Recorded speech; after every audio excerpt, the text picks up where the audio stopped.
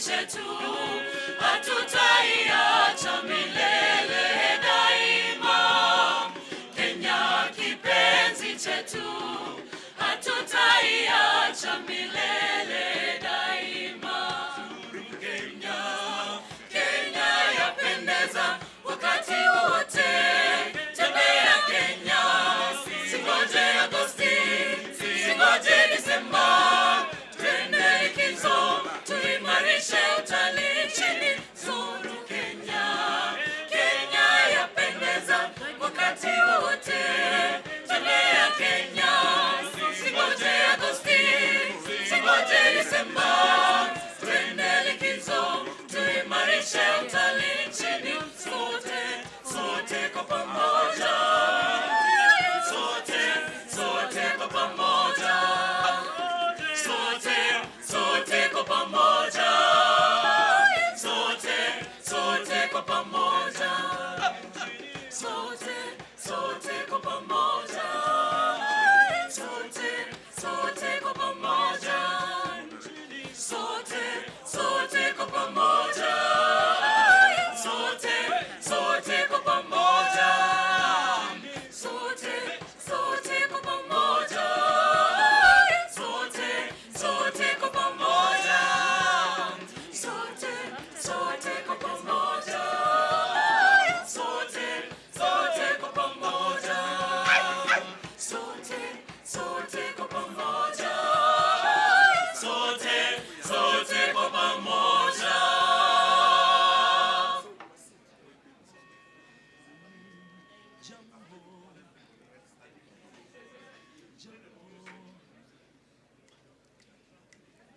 Jambo, jambo bwana, habari gani? Mzuri sana. Wageni wakaribishwa.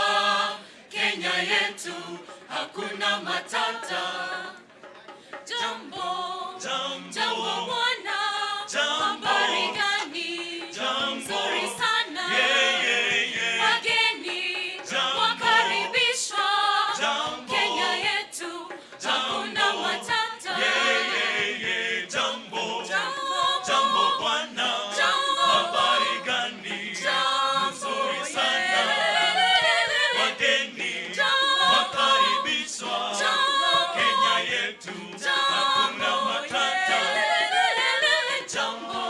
Jambo bwana, habari gani? Kenya taifa Nzuri sana. yapendeza. Wageni wakaribishwa. Kenya yetu hakuna matata. Unapozuru mbuga zetu, Kenya yapendeza. ukitazama milima yetu, Kenya yapendeza. ukitembea baharini, Kenya yapendeza. Hakuna matata. unapozuru mbuga zetu, Kenya yapendeza. ukitazama milima yetu, Kenya yapendeza. ukitembea baharini, Kenya yapendeza. Hakuna matata. jambo bwana, habari gani? Mzuri sana. Wageni wakaribishwa. Kenya yetu hakuna matata. Hakuna matata. Hakuna matata. Kenya taifa letu, Hakuna matata. Hakuna matata. nchi ya kupendeza. Hakuna matata. Hakuna matata. Kenya taifa letu, Hakuna matata. Hakuna matata. nchi ya kupendeza. Hakuna matata. Hakuna matata. Unapozuru mbuga zetu, Kenya yapendeza. ukitazama milima yetu, Kenya yapendeza. ukitembea baharini, Kenya yapendeza. Hakuna matata. unapozuru mbuga zetu,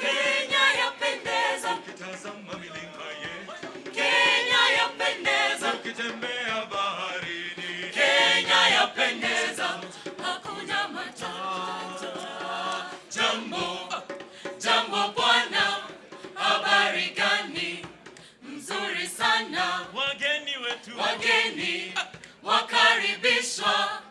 Kenya yetu hakuna matata. Jambo, jambo bwana, habari gani? Nzuri sana. Wageni wakaribishwa. Kenya yetu hakuna matata. Jambo bwana, habari gani? Nzuri sana. Wageni wakaribishwa. Kenya yetu hakuna matata.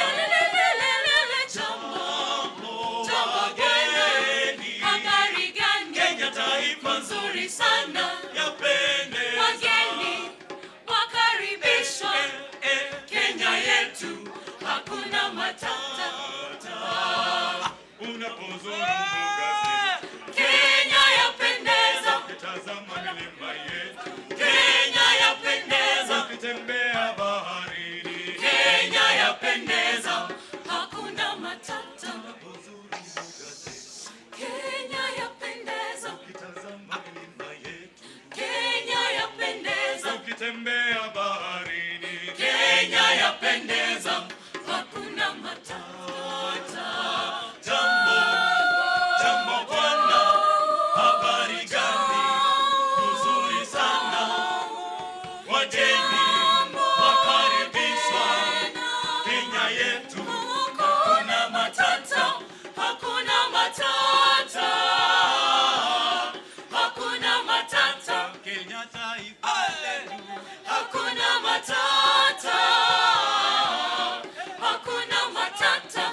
nchi ya kupendeza. Hakuna matata. Hakuna matata. Kenya taifa letu, Hakuna matata. Hakuna matata. nchi ya kupendeza. Hakuna matata. Hakuna matata. Uzuri mbuga zetu, Kenya yapendeza. ukitazama milima yetu, Kenya yapendeza. ukitembea baharini, Kenya yapendeza. Hakuna matata. uzuri mbuga zetu, Kenya yapendeza. ukitazama milima yetu, Kenya yapendeza. ukitembea baharini, Kenya yapendeza. Hakuna matata.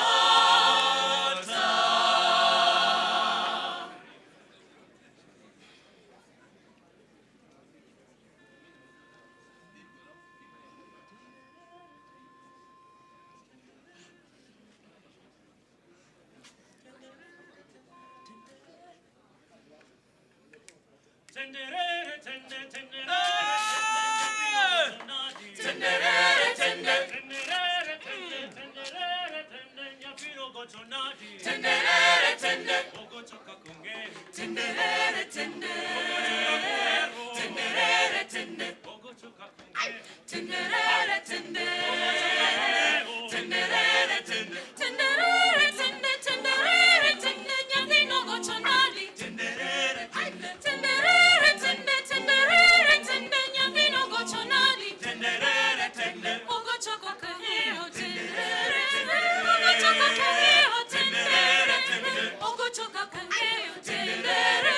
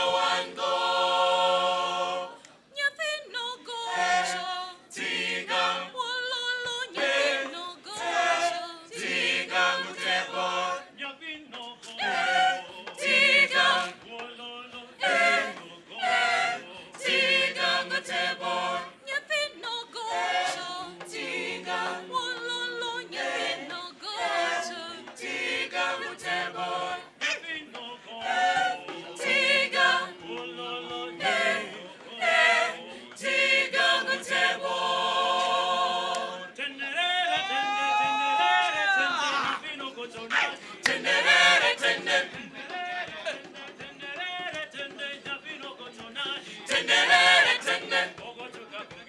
Tendere tende. Tendere tende. Tendere tende.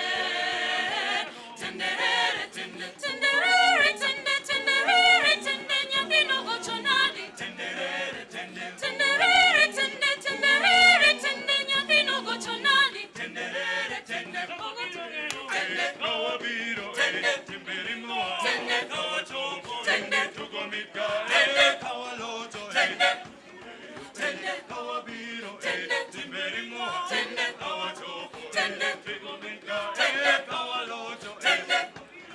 Tende. Kawabiro. Tende. Timberimo. Tende. Kawachoko. Tende. Tugomika. Tende. Kawaloto. Tende. Tende. Kawabiro. Tende. Timberimo. Tende. Kawachoko. Tende. Tugomika. Tende. Kawaloto. Tende. Tende. Kawabiro. Tende. Timberimo. Tende. Kawachoko. Tende. Tugomika. Tende. Kawaloto. Tende. Tendere tende.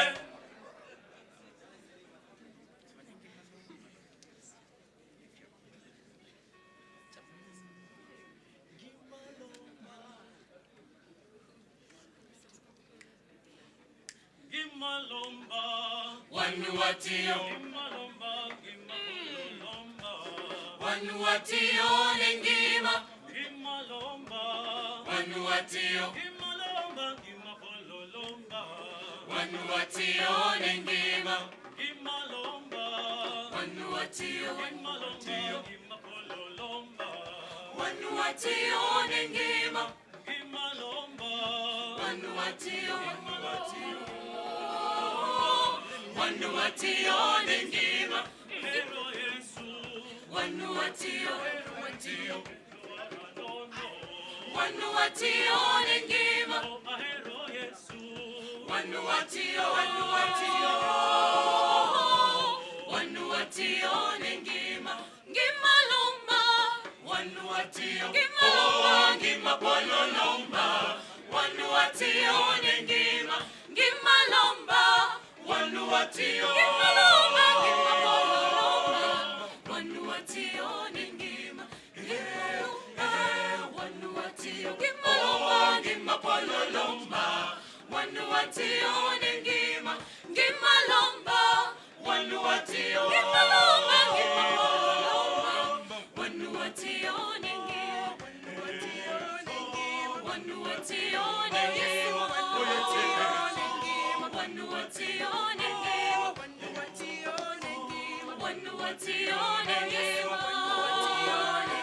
Wanuatio nengima. Wanuatio nengima. Wanuatio nengima. Wanuatio nengima. Wanuatio nengima. Gimalomba. Gimalomba. Gimalomba. Gimapololomba. Wanuatio nengima. Gimalomba. Wanuatio. Gimalomba. Wanuatio nengima. Gimalomba. Gimalomba. Ahero Yesu. Ahero Yesu nikecho aranono. Wanuatio nengima. Ahero Yesu. Ahero Yesu nikecho aranono. Wanuatio nengima. Wanuatio nengima. Wanuatio nengima. Wanuatio nengima. Wanuatio nengima. Wanuatio nengima. Wanuatio nengima.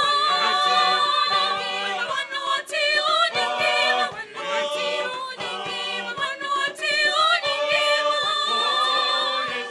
Wanuatio nengima. Gimalomba. Gimalomba. Gimalomba. Gimalomba.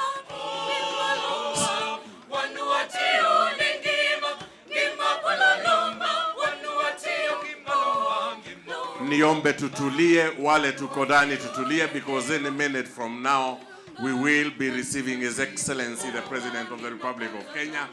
I most humbly request that those who are standing outside kindly come in, kindly get in. It's important we get in now, because any minute from now we will be receiving His Excellency the President of the Republic of Kenya. Na kwa mbali naona gari lake Mheshimiwa Rais linaingia hapa. May I humbly request us that we settle down. Kindly we settle down, choir. Let's continue. Let's continue, choir. Continue.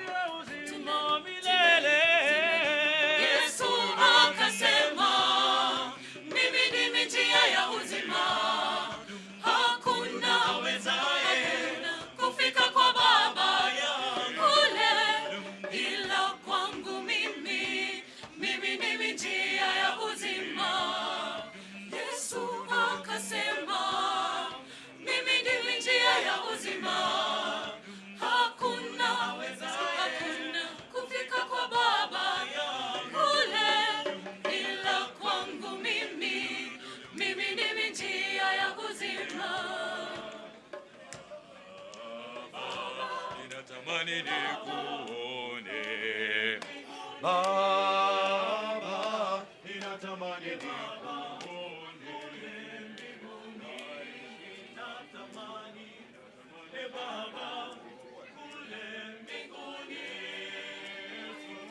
Ninatamani Baba, kule mbinguni.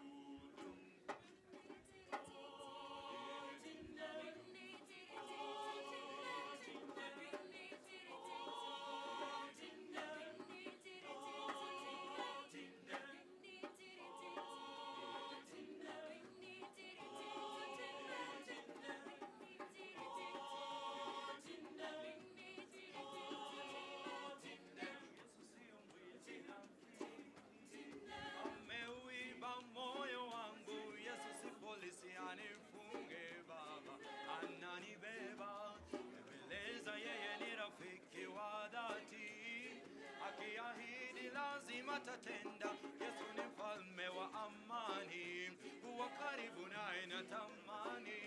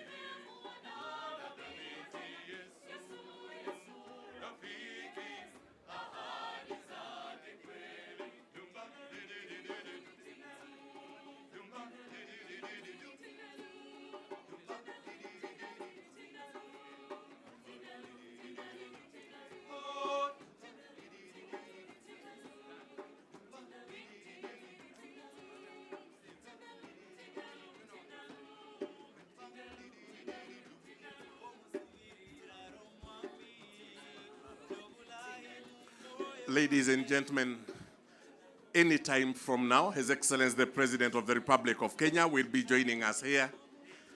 And I would request when that time comes, we all be upstanding and we welcome him warmly. After that, the Kenya Police Service Band will score the national anthem, and the choir will guide us in singing also. Niombe kwa heshima, sote kwa pamoja tuimbe kifungu cha kwanza cha wimbo wa taifa na wimbo wa Jumuiya ya Afrika Mashariki. Prayers. Rispa Alaro Mukoto, where are you? Rispa, kindly, you'll join me for prayers when that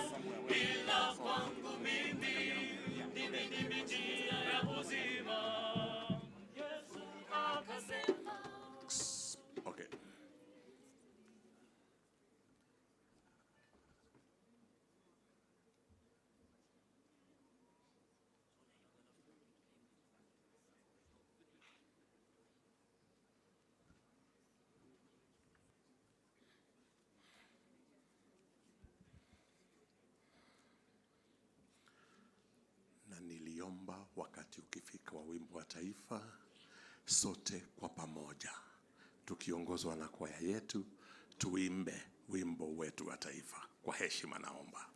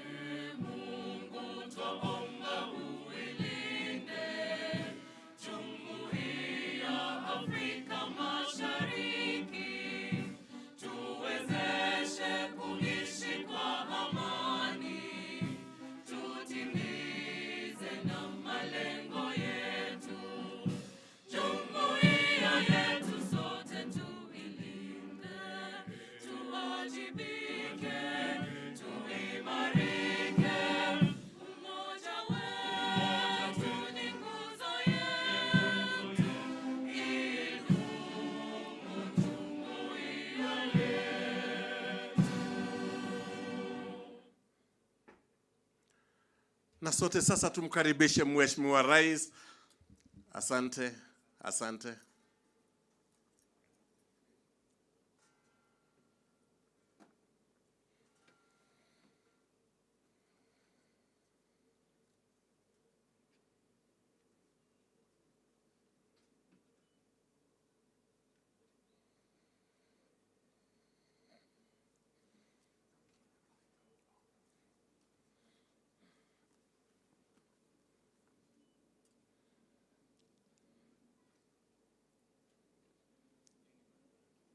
Tumkaribishe sasa Mheshimiwa Rais anapoungana nasi. Tumkaribishe kwa makofi jameni. Welcome Your Excellency sir. Karibu sana Your Excellency.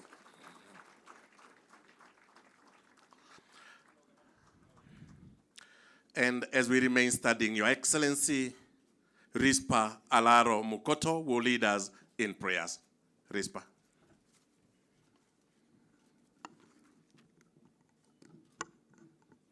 Kindly let us bow our heads for a word of prayer.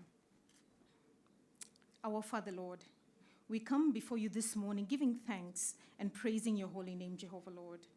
Great beyond measure is your faithfulness to us. We thank you, Lord, for the gift of life and for allowing us to gather here together this morning for the launch of the NSC Marketplace. We place you, my dear Father, at the center of this event. Jehovah, Lord, we thank you for our great country, Kenya. We indeed are a chosen nation under your cover. Jehovah, we thank you for our president, His Excellency, William Samoei Ruto, a man after your own heart, my dear Father. May you continue to guide, to bless, to protect him and his entire family, and all his leaders as he continues the great leadership of our nation, Kenya. We thank you all for those who are present here today. Do bless them and meet them at their point of need. We pray for all the enterprises represented here, as well as our exchange and all our marketplace partners. As we start this function, we know that you are in our midst, Father. We give you the honor, we give you the glory, and we pray that this partnership deepens our capital markets and enables the growth of great opportunities, Father, great enterprises, and ultimately transformation of billions of lives of the Kenyan people to your glory, Lord. You told us to ask, and it shall be given to us. Dear Father, we now ask you humbly to continue to bless our dear country, to continue to grant us peace, to grant us unity, and the tenacity that we'll require to forge on under your great wings and favor into a nation of great impact from generation to generation. Dear Lord, we praise you, we thank you, we honor you. We pray all this in the name of the Father, and of the Son, and of the Holy Spirit. And may God's people say, amen. Your Excellency, sir, ladies and gentlemen, please be seated. Your Excellency, Honorable Dr. William Samoei Ruto, President of the Republic of Kenya and Commander-in-Chief of the Defense Forces, Your Excellency, the Deputy President, Honorable Rigathi Gachagua, the Governor and the leadership of Nairobi County, or elected leaders, the Chairman, Nairobi Securities Exchange, Mr. Kiprono Kitoni, Chairpersons and all stakeholders in the capital markets, Excellencies, Ambassadors and High Commissioners, ladies and gentlemen. With the gracious permission of Your Excellency, sir, I will now invite the Chief Executive Officer, Nairobi Securities Exchange, Mr. Geoffrey Odudo, to make some brief introductory remarks. Bwana Odudo, karibu sana.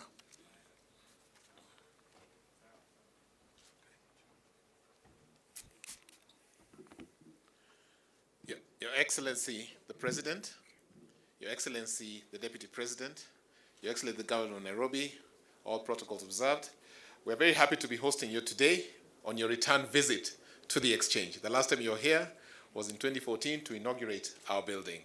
Before you or with you here, Your Excellency, is a constellation of listed companies, issuers, potential issuers, owners of capital, and the Kenyan public who are following you also during the live stream, and our international partners who are also following us through Newswire channels. So we're very happy that you came home, and we're happy to receive you, and we wish and look forward to your message for this country. Thank you very much.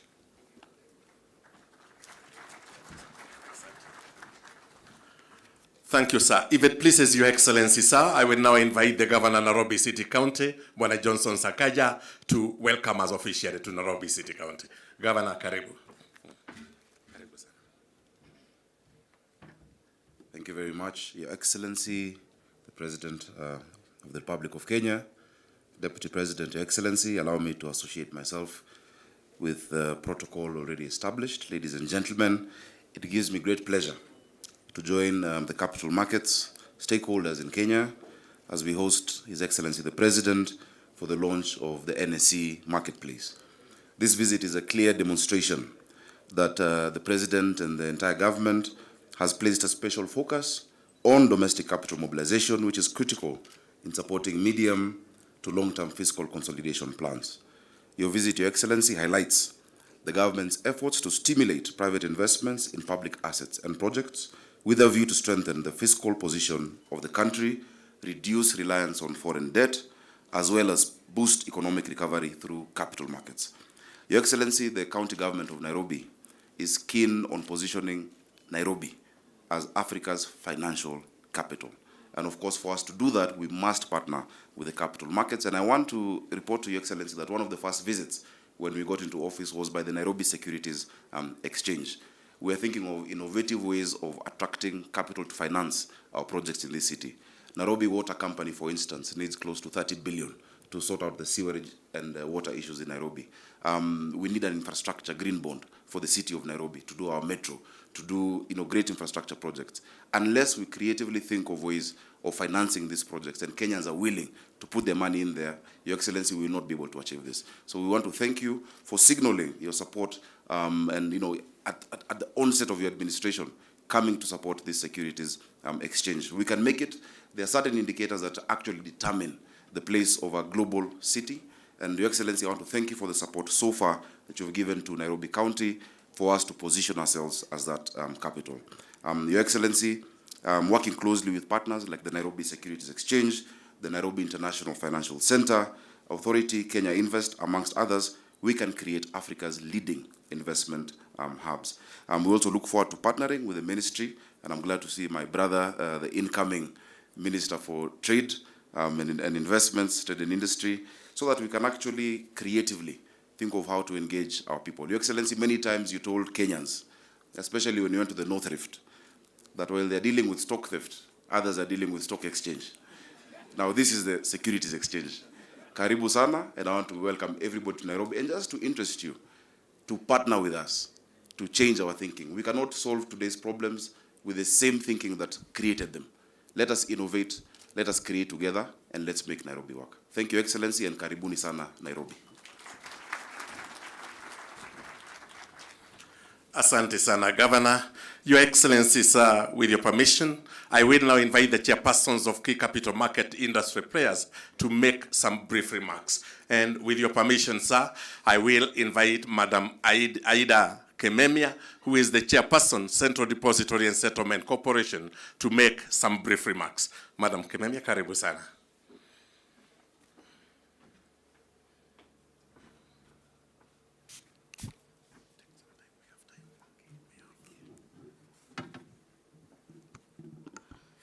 Thank you. Your Excellency, the President of the Republic of Kenya, Dr. William Samoei Ruto, Your Excellency, the Deputy President, Mr. Rigathi Gachagua, Cabinet Secretaries, government officials, the Governor of Nairobi, CMA Chairman, NSE Chairman, CDSC Chairman, representatives actually of the capital markets industry, invited guests, all protocols observed. Ladies and gentlemen, good morning. So today marks an important occasion in the capital market space as the Nairobi Securities Exchange launches its enhanced marketplace, an initiative that seeks to improve the efficiency of trading operations of the exchange. As a key stakeholder in the capital markets ecosystem, we applaud this initiative and appreciate how such developments contribute to our collective efforts of increasing investor confidence and participation in our industry. Your Excellency, the capital market has come a long way since independence, when the government adopted a policy to ensure the transfer of economic and social control to its citizens. We credit the government for catalyzing the growth of the capital markets through the privatization of public companies via the NSE. However, while private and government-owned entities were steadily going through public listing on the NSE, a key ingredient was missing to ensure that this new wealth creation benefited Kenyans at large. What was missing was an efficient platform that would allow broader access to the capital markets and faster transfer of wealth and opportunities among investors.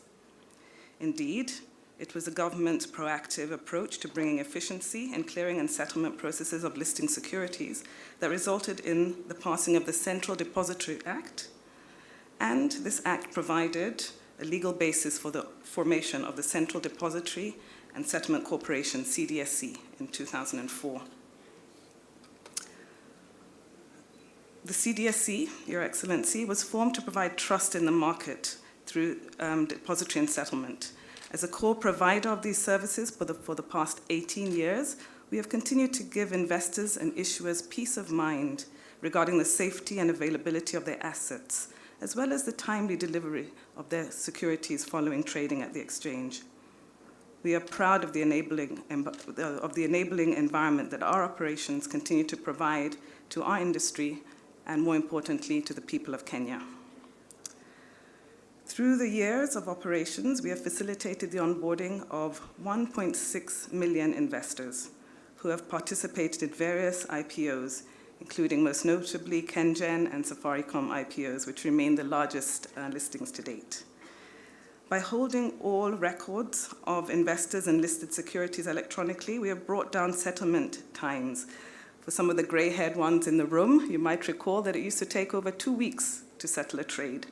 But now, in line with international standards, we are within 3 days of a trade to ensure that both buyers and sellers of securities can access their shares and funds, respectively, within international accepted timelines. We also ensured that our market was fully dematerialized to facilitate efficiency and guarantee the security of investor assets by having their shareholding in electronic format in our central depository system.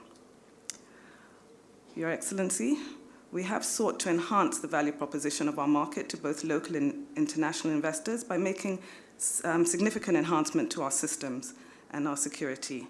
In 2020, we were rated highly by an international accrediting agency.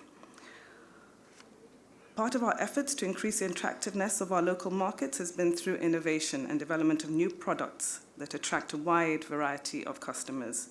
Through the Securities Lending and Borrowing, or SLB platform, we have made it possible for investors to make money both during bull and bear market conditions. And most importantly, SLB is giving our institutional clients, like pension schemes, the options of increasing their investment returns while still enjoying shareholder benefits, which is a win-win for them and a win for pension clients alike, and a win for the entire market.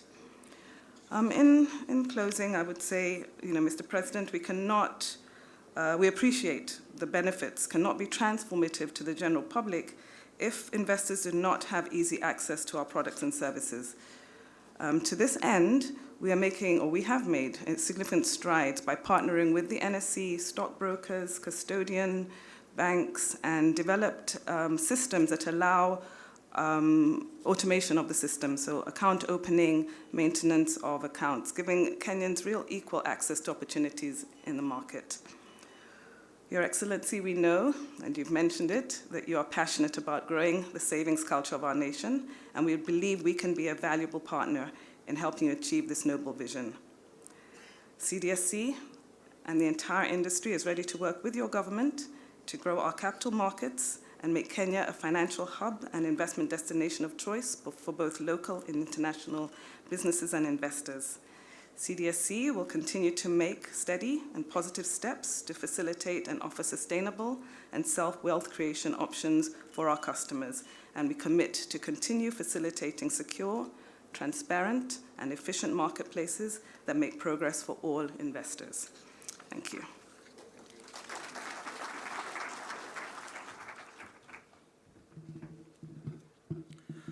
Thank you very much, Madam. And now, Your Excellency, Mr. Nicholas Nesbitt, who is the Chairperson, Capital Markets Authority. Mr. Nesbitt, karibu.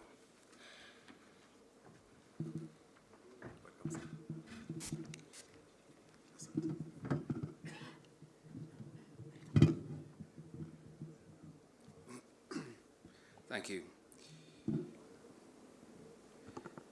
Your Excellency, Dr. William Samoei Ruto, President of the Republic of Kenya and Commander-in-Chief of the Armed Forces, Your Excellency, Deputy President, Mr. Rigathi Gachagua, all invited and distinguished guests, good morning. I'm extremely delighted to join you all today on this momentous occasion for the bell ringing by the 5th President of the Republic of Kenya. Your Excellency, this historic official visit to the Nairobi Securities Exchange a month into your presidency speaks volumes about your personal commitment and your government's commitment to supporting the aspirations of the capital markets industry and amplifies your drive to increase savings in the country. We appreciate your very kind visit. Your Excellency, in my brief remarks, I'd like to make just 3 points. Number one, we must create more education, excitement, and products for the investing citizens. The capital markets has been a critical catalyst in mobilization of savings and investments towards productive enterprise in Kenya. We know that. We have offered citizens the opportunity to generate a healthy return on their investments in the Securities Exchange and intend to continue to do so. And over the last 25 years, we've welcomed the government's role in increasing the number of opportunities for investment by divesting equity via the NSE. 3 IPOs, Kenya Airways, KenGen, and Safaricom, raised 60 billion shillings and brought in 1.2 million new retail investors as the government democratized national asset ownership. On the debt side, the capital market has similarly financed key infrastructural projects in Kenya, notably the KenGen Public Infrastructure Bond and several government infrastructure bonds, raising over 1.2 trillion in 13 years, about 100 billion shillings per year on average. These debt listings have also increased Kenyans' saving options, and therefore going forward, Your Excellency, the CMA will work closely with your government, the NSE and CDSC to encourage more listings of both public and private entities.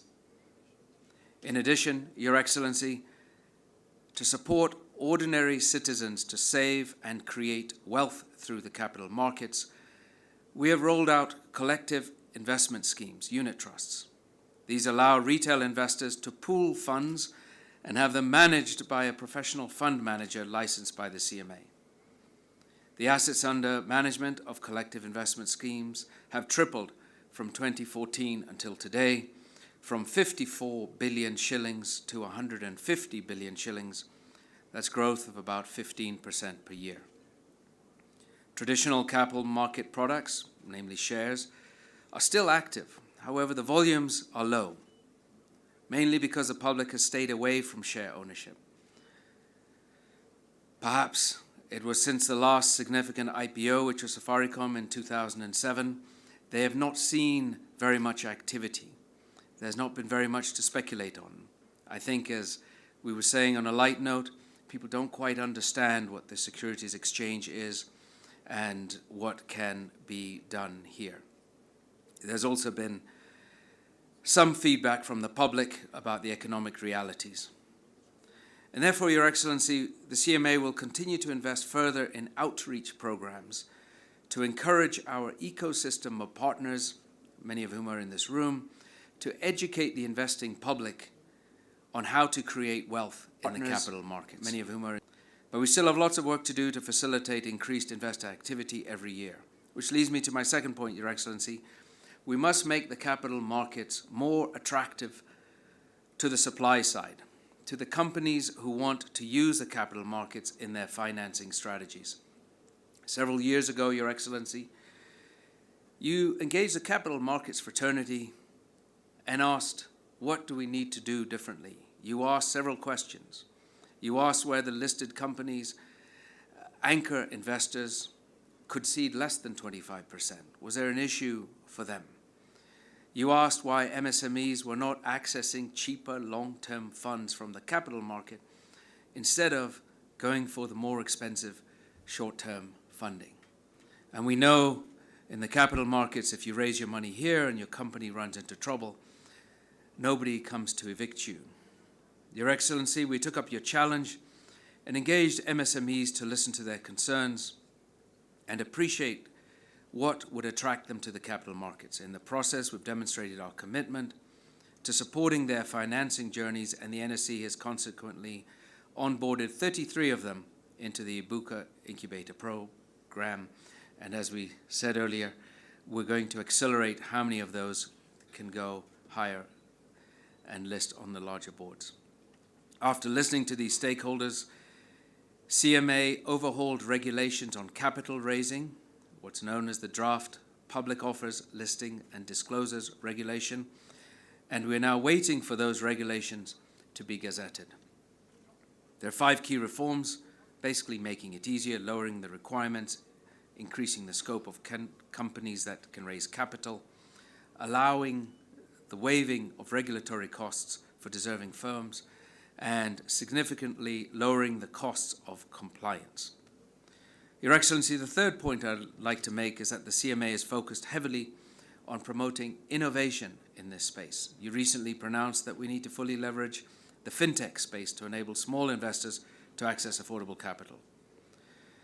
CMA introduced a regulatory sandbox in 2020, a safe place where businesses can test innovative products, innovative services, and innovative business models in conjunction with CMA to develop the appropriate regulatory guidelines.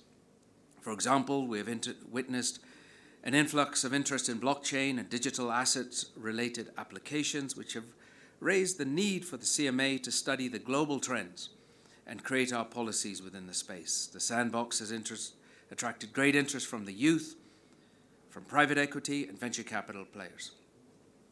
12 have come in, 6 have exited, and the most recent one being Possession, a debt crowding platform. We've looked at your Kenya Kwanza manifesto, and we see innovation opportunities in agriculture. We're supporting innovation in implementing structured commodities trading through the warehouse receipt system and supporting the launch of fully fledged commodities exchanges. Additionally, we continue to push for reforms in the coffee sector, which have dramatically slowed by the recently gazetted regulations by the Ministry of Agriculture. We need the capital markets to continue to oversee the revamped commodities trading environment to provide greater transparency and higher prices. In housing and settlement, we will continue to push real estate investment trusts, real estate development trusts. We saw the listing of Acorn and Kenya Mortgage Refinance Company. And on infrastructure, we'll continue to push county project bonds, and we heard from my good friend, Governor Sakaja, about Nairobi. With those few remarks, Your Excellency, as I get pulled off stage, I'm only on page 3, Mr. Wanjohi. But let me just reiterate the CMA's commitment to increasing the saving opportunities for Kenya, creating opportunities for companies to benefit from a revamped and revitalized and more market-focused capital markets, and our commitment to continue to drive innovation in all areas to help us get there. Thank you. Thank you. Thank you, sir. Thank you, Your Excellency. It's an exciting day for the stock markets, and you would understand that they have taken a bit longer. I request the next speaker kindly. We have to ring the bell at exactly 9:30. So I request the chairperson, Kenya Association of Stockbrokers and Investment Banks, to come forward and recognize pioneer trading partners. Kindly, 5 minutes, kindly.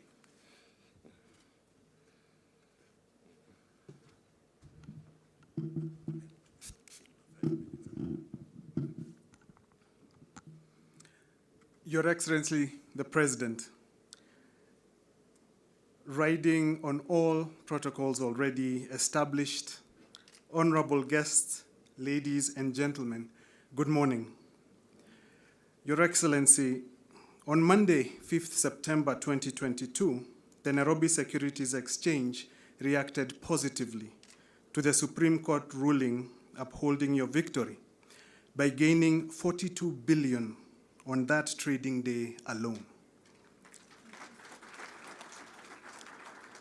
On that day, as we received trading orders from our local and foreign clients, this reaction by investors was the clearest indication that the market embraced your win and that it has confidence in your stewardship of the Kenya economy generally and the financial markets in particular. Your Excellency, the support you have accorded the industry over the years is unprecedented, unmatched, and appreciated.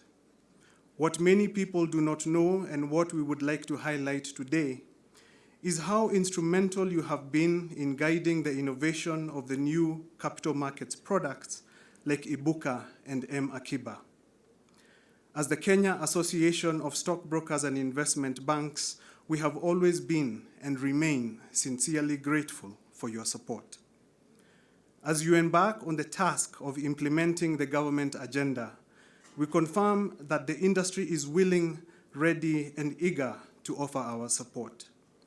We seek to hold hands with government and generate capital to complement the government initiatives aimed at raising funds and growing the well-being of Kenyans. On 5th September, when the stock market investors embraced your win, they also embraced your economic agenda and your manifesto, which shall spur economic development. Your Excellency, we are here to play our part in building the Kenya you have so vividly dreamed and have tirelessly spoken of. Your Excellency, on behalf of the fraternity of licensed trading participants, I assure you of our commitment in fulfilling the government agenda as outlined in the 5 pillars of the manifesto. As an industry, we exist for mobilizing savings for investment. That is what we do for a living.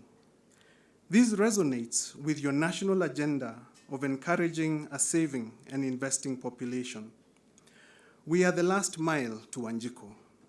We are here to support, educate, and encourage her to invest, and we are on the ground.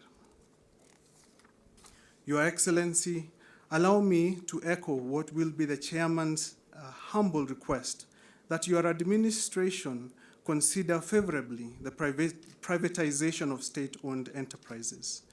This is how we shall democratize ownership of national assets and ensure that all Kenyans have equal opportunity to wealth, and that all Kenyans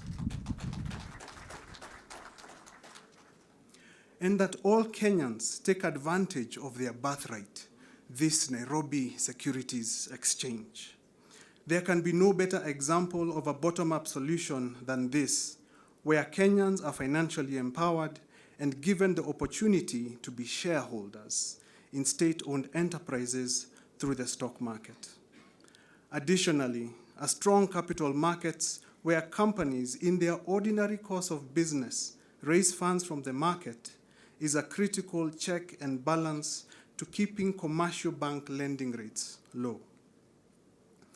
In addition to government IPOs, we also place for your consideration the support of county governments issuing issuances like county bonds with the backing of central government. If structured and ring-fenced well, these securities shall provide the much-needed additional source of funding for projects at county level, mitigate the over-reliance on national government with effects truly felt by Wanjiku. Finally, Your Excellency, we remain committed to the government agenda and with humility express our interest to be part of the team that shall deliver the national dream of rebuilding the Kenya economy. Your Excellency, we remain dedicatedly at your service. Thank you very much. It is now with great pleasure that I introduce a market player known to most of you, Mr. Jimna Mbaru, Chairman of Dyer and Blair Investment Bank and former Chairman of the Nairobi Securities Exchange from 1992 to 2001, a period of 9 years, to introduce to us the pioneer stockbrokers at the Nairobi Securities Exchange. Karibu sana, Chairman Emeritus.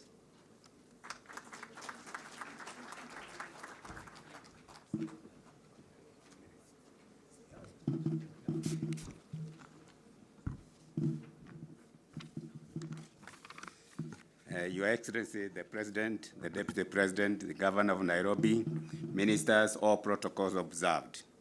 Traditionally, I know the bell has to be rang exactly on the spot, and I do not intend in any way to deviate from the practice which has been there globally and which we have embraced here in the Republic of Kenya. Now, I want to say this, that we are very lucky, Your Excellency, that you have been able to make it to the stock exchange. There were 4 other presidents who had come here before. We hosted Honorable His Excellency Museveni, President of Uganda, in the 90s.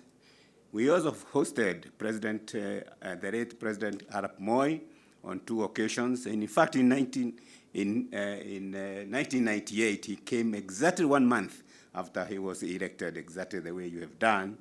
He also came again in the same decade, and he rang the bell also. We hosted President Mwai Kibaki, the late Mwai Kibaki, more than 4 times. We even had on occasion to give him 3 lunches. And therefore, we are very, very lucky indeed. I also want to say that we hosted the Secretary of Treasury of U.S. government, and if we had more time, I would have explained how elaborate that procedure was, but it was very difficult, but we did it. So it's grateful that, and we are delighted that you have been able to come. You are the 5th international leader to come here, and you are the 5th President of the Republic of Kenya. We are truly blessed. My job is very little, is to introduce the original pioneers of this industry. And the first one is Honorable Genye Kariuki, who was the chairman for 12 years. Genye Kariuki. Then we have James Wangunyu. James Wangunyu is the chairman of SIB, Bob Karina, and Dennis Waweru, who is here. And we have Stanley Gaine. We have James Moligo.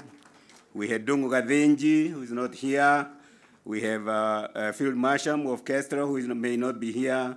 The late Francis Duo was also a great founder. Paul Mwai is here, and James Moligo, and finally myself. Over the years, and I don't want to take any more time, you know, the stock exchange has played a very important role in the localization of industries, privatizations, and even helping banks to recapitalize. But the most important thing we did during Kibaki's era is to develop the bond market, which continues even today to help the government to raise insufficient resources to finance the economy. Thank you very much indeed. If I had time, I would have said a few more, but time does not have. Thank you very much indeed. Thank you. Thank you very much. And now, Your Excellency, the Chairperson, Mr. Kiprono Kitoni, the Chairperson, Nairobi Securities Exchange. Bwana Kiprono, karibu sana, Bwana Chairman.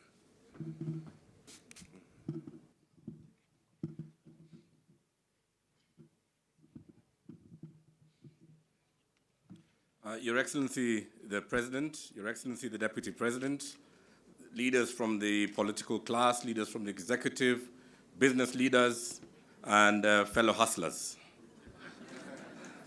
And I say that in earnest, Your Excellency, because my friend Benson Wairegi once told me the story of how he began life with Jim Nambaru, and we know the story of Equity Bank as well. And Your Excellency, these owners of capital are actually hustlers made good. So they are really in line with what you've been saying. Good morning. We welcome you this morning. It's a great pleasure, it's an honor and a privilege to welcome the 5th President of the Republic and his Deputy President to the Nairobi Securities Exchange. Coming so early in your reign, it shows the significance that you place on our market, and it marks a very special day, not just for the NSC, but for the entire capital market ecosystem in this country. We are the 5th largest exchange in Africa, certainly the most dynamic in sub-Saharan Africa, and we are a bellwether, like many other exchanges are, in which you can tell the economic performance of a nation through the performance of an exchange. Your presence here today is significant. It's a testament of your commitment to priority economic reforms aimed at supporting medium to long-term economic growth, an increase in employment opportunities, as well as reducing fiscal vulnerabilities in our economy. As you've rightfully pronounced on various platforms, local capital markets are an important economic tool, if well harnessed, have a unique potential to accelerate sustainable economic growth needed to broaden prosperity and reduce poverty in a country driving wealth creation. Similarly, Mr. President, deeper and more efficient equity and debt markets provide an effective and efficient way of mobilizing domestic resources and international capital, complementing traditional financing through fostering risk and long-term investments. Through this, public capital markets play a bigger role in channeling private capital in sectors with financing needs such as infrastructure, agriculture, housing, health, small and medium-sized enterprises, amongst others. Further, domestic capital markets help protect economies from volatile fluctuations in capital flows and reduce their dependency on foreign debt, which weighs heavily on economies, especially ours here. Your Excellency, over the last few years, the NSC has made significant investments aimed at enabling us to offer world-class services through a world-class market infrastructure anchored on a globally recognized investment products and cutting-edge technology. The NSC has been successful in developing a broad range of diverse investment products, enabling issuers to raise capital, investors to build portfolios across a wide range of globally recognized products. Currently, the NSC is the second most diverse in Africa after South Africa, and I recognize Trevor Manuel here, the chairman of Old Mutual. From a technology point of view, the NSC has adopted best-in-class technology, deploying similar technological capabilities offered by the leading exchanges in the world, such as the London Stock Exchange. Despite investments to enhance market infrastructure, our market has not experienced commensurate, robust growth over the last 10 years. In fact, the last few years have been particularly depressing. The situation has decreased domestic and foreign direct investment in our country that is usually channeled through the capital markets.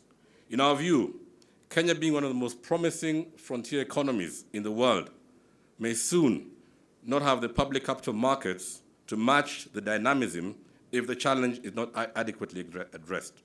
Your Excellency, capital markets are driven by sentiments, and the positive sentiment of your victory lifted the market, as Mr. Wangunyu said. But I'm certain that today, your presence here and the pronouncements that you will make will lift the market even further and inspire confidence not just by the owners of capital, but by the investing public out there. At the moment, 65% of all the funds trading in our market are foreign funds, and 35% are local funds.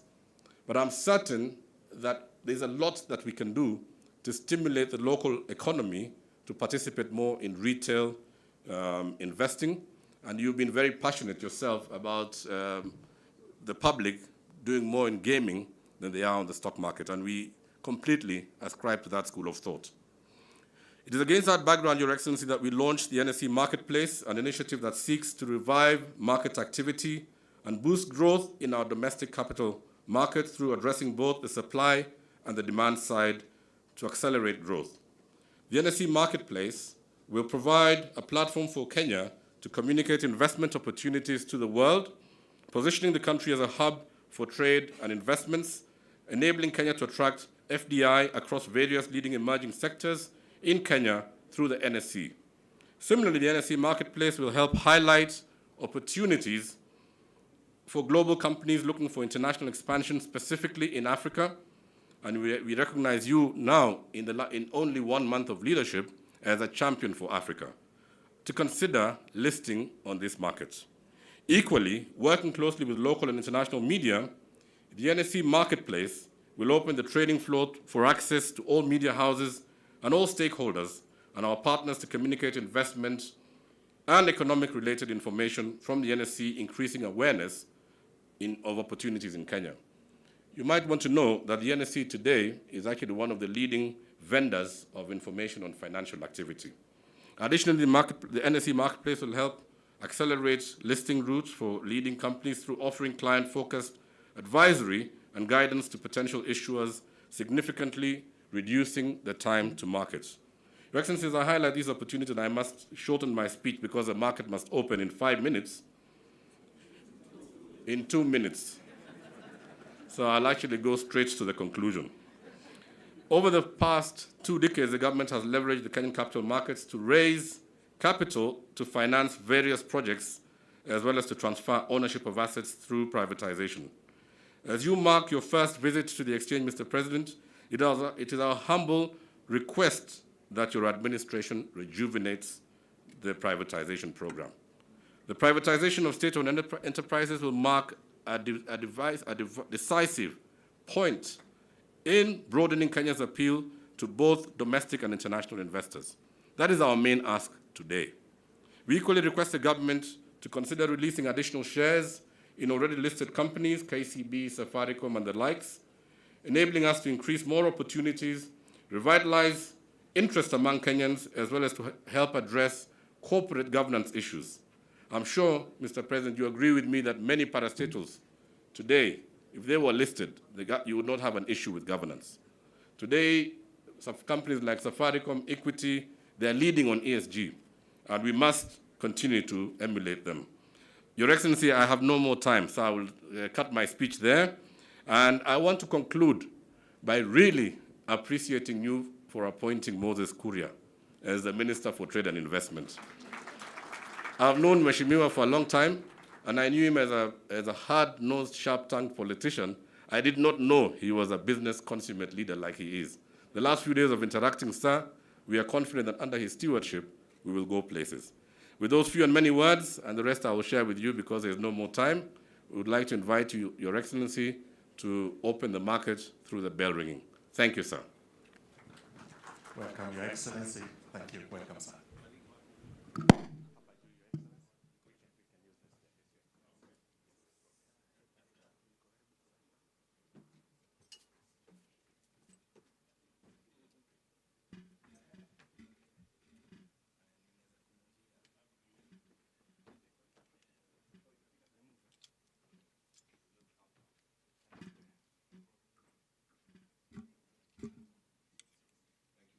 So this is a historic moment for us at the exchange, and there will be a countdown. I don't know how the countdown is being done. Whoever is responsible for the countdown, at the end of the countdown, Mr. President, we shall ask you to ring the bell, and I'm sure that that ringing of the bell will lift not just this boat, but all boats. 13, 12, 11, 10, 9, in 8, 7, 6, 5, 4, 3, 2, 1, and now the bell goes, ladies and gentlemen. And the ringing of the bell signifies the opening of the markets for the day. It signifies the opening of the markets for the day. Thank you. And we pause, Your Excellency, for just one photo there after ringing the bell. One photo with Your Excellency after ringing the bell. Thank you. Thank you. Thank you. As the rest of us retreat, I wish now to invite Your Excellency to participate in the trading for the day. Welcome, Your Excellency, guided by the Chairperson and the CEO. Your Excellency, you can join them. Here, Your Excellency. You can join, Your Excellency. You can join. Wapiga picha tuondoke kidogo. Tupatie Mheshimiwa Rais nafasi. So I will key in a few orders for you to see how we do it. Okay. This is the rest of us sit kindly. The rest of us be seated. I'm selling 50,000 shares of Kengen at 3 shillings and 50 cents. So I've already keyed that in, and that's the client I'm selling for. And so I'll just click sell. And so that then goes into what we call a blotter, and you can see it. Let's see. Anyway, all the shares that are trading are keyed in, and you can see all the orders there. Okay. Let me just go back here. So I can key in another order. I will buy 400,000. Yes, of Cooperative, and my price is 11.80. But I won't put the whole lot. I'll just put a few first.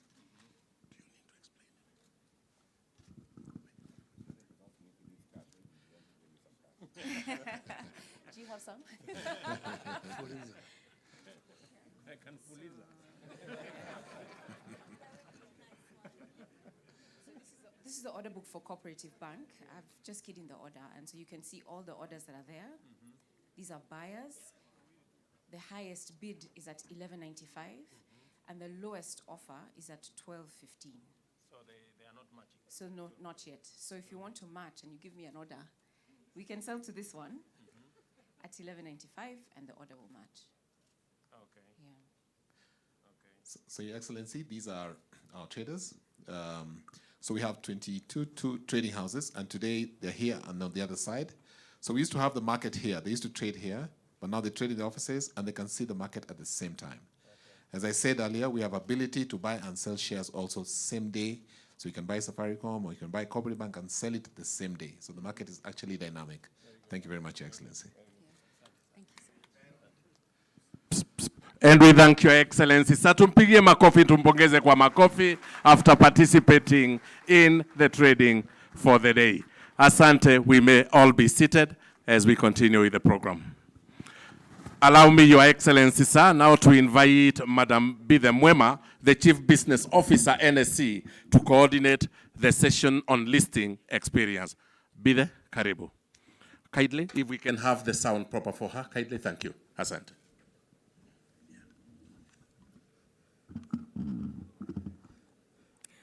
Good morning, Your Excellency, Dr. William Ruto, the President of the Republic of Kenya, the Deputy President, the Governor, all distinguished guests, ladies and gentlemen, all protocols observed.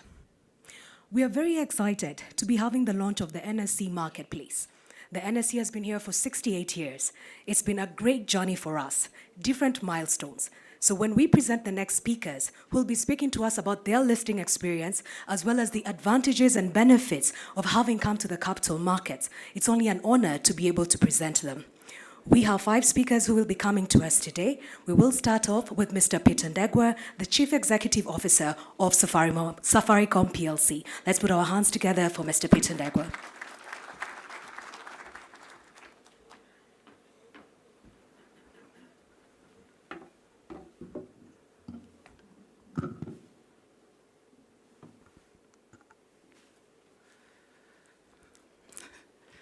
Your Excellency, the President, Dr. William Ruto, Your Excellency, the Deputy President, Your Excellency, the Governor of Nairobi, all protocols observed.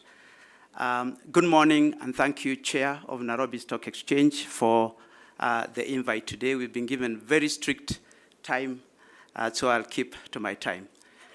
So it is important to demystify the NSC and the stock exchange, the stock listing and trading with the launch of the NSC Marketplace. Safaricom is the largest listed business with approximately 1 trillion Kenya shillings in market capitalization since being listed around 2008.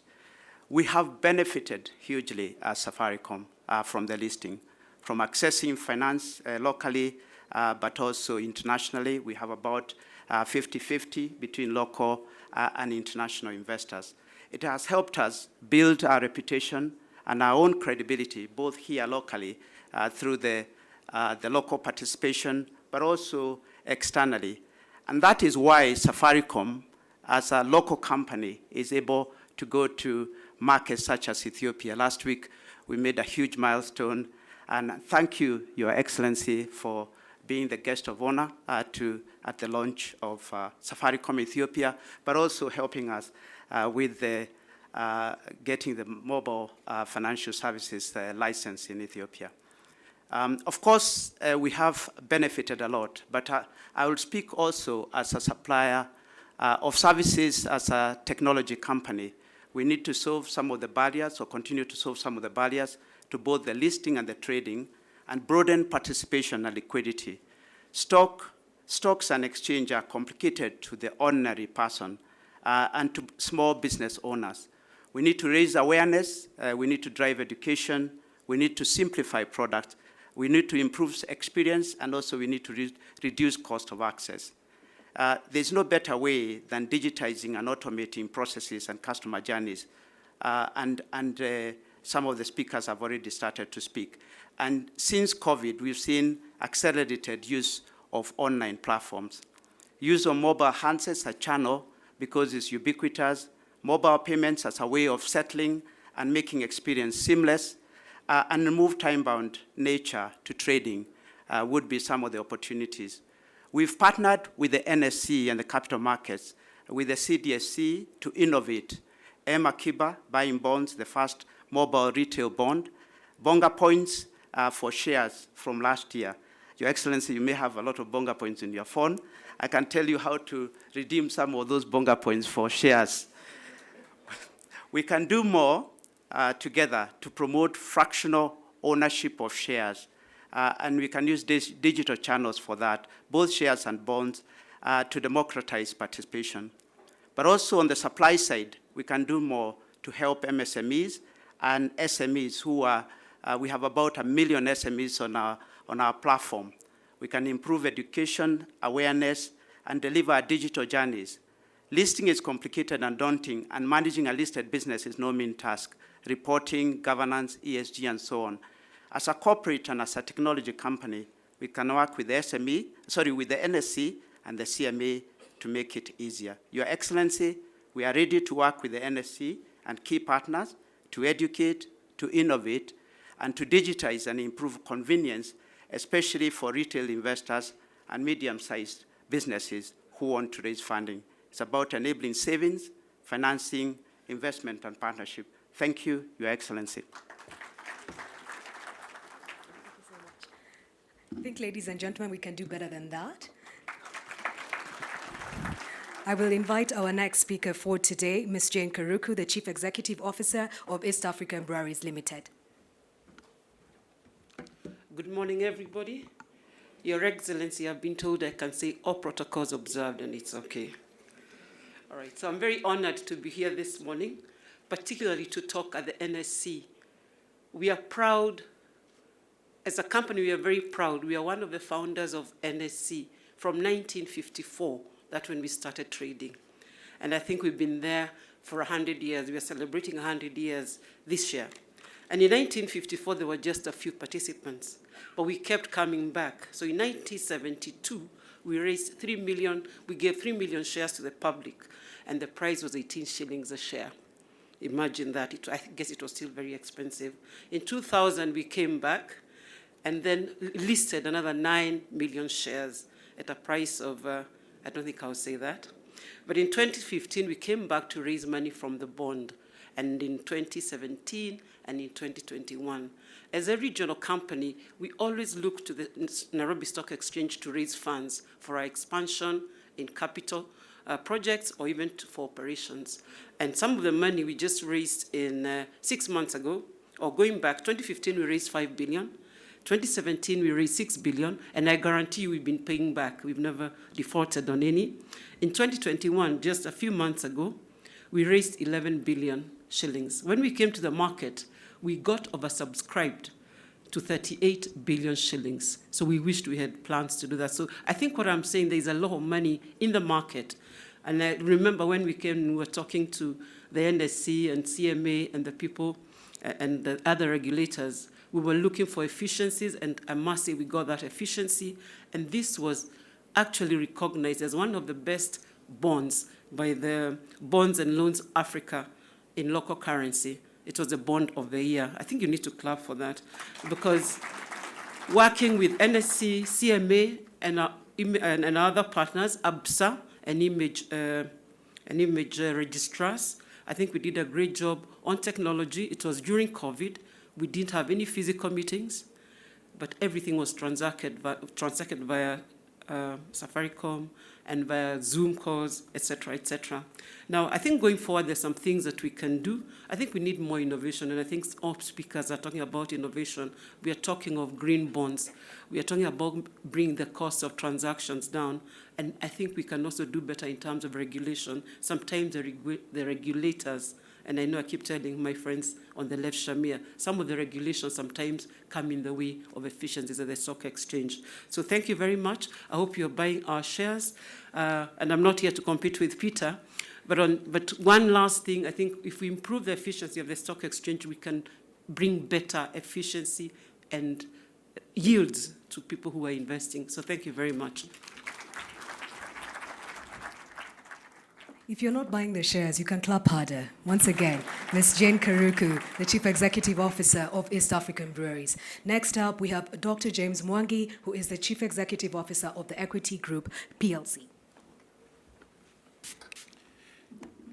Your Excellency the President, Your Excellency the Deputy President, Excellency the Governor of Nairobi, investors, the leadership of NSE and capital markets, Your Excellency, it's a really great honor that you have done to us who are in the stock exchange by ringing the bell today. Let me try and just focus on our experience. My friend Kiprono said these equity represent hustlers coming good. And truly, I still remember the 1st of January 2005. We are talking of 17 years ago, when Equity Building Society, a village mutual fund owned by 2,500 farmers, mainly tea, milk, and informal traders, got equity convert from a mutual fund to a bank. The following year, we entered the Nairobi Stock Exchange. It was a rigorous process, as Peter and Jane has said, complex, of course, for the hustlers. So my friend Peter Murigo was guiding me on this. Peter, where are you? I really recognize that great movement. But we argued a lot. As I said, we want an IPO. He told me your shares will trade at 70 shillings. That will be the introduction price. We'll ring the bell at 70. I said, Peter, we have worked very hard. We believe the price is 120. So we disagreed. Then I told him, we are equity. We seek fairness and justice. Let's list through an introduction without raising money. And sure thing, when we rang the bell, the price struck at 123. The hustlers could have lost 71% of their value through a valuation. So the most important thing about Nairobi Stock Exchange is helping you to discover the true value. It's an honest price that the market gives. A year later, 2006, we then used the discovered price of 123 to raise money from Helios. And we all know it became the largest investment transaction in the region. Again, midwifed by Jimna Barrow. Jimna, I'm very grateful for that. On that day, we raised $185 million. It was 11.4 billion Kenya shillings, making us the most capitalized bank. I think the most significant thing is the power of a stock exchange to raise capital. The hustlers from Nyagatogo village had found a way of getting partners who had capital, and they had capitalized their business. Take it from that, on that day, I can see, but allow me to tell the story of the hustlers. Thank you very much. Taking it from that day, we didn't, because we had raised capital from one individual as a strategic investor to give us anchor, the 2,000 hustlers found liquidity from the stock exchange.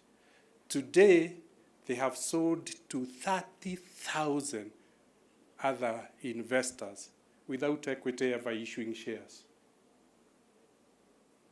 The amount they have delivered, the 2,000 have become anchor SME investors in this country, in all sectors. And Your Excellency, you know most of them, both are friends. So we can see how the market avails liquidity when needed. The hustlers don't need to go, they don't need to negotiate with anybody. the market discovers the price for them. Lastly is then the ability to transition the entity. Equity today has grown. When we rang the bell, the market cap was 4 billion shillings. The balance sheet was 12 billion shillings. Today, the market cap, Your Excellency, is 175 billion and a balance sheet of 1.4 trillion shillings. That is a very complex organization. But the stock exchange has allowed us to be able to transit and the Hasura shareholders to invite sophisticated and complex shareholders. Today, Equity's largest shareholder is the Sovereign Wealth Fund of Norway, Norfund, holding 13% shareholding. And without ever having been sold to the company, they bought from the market. The second largest shareholder is the World Bank Group. Recently concluded a transaction in April this year when they bought the shares of 7% of the shares of Britam.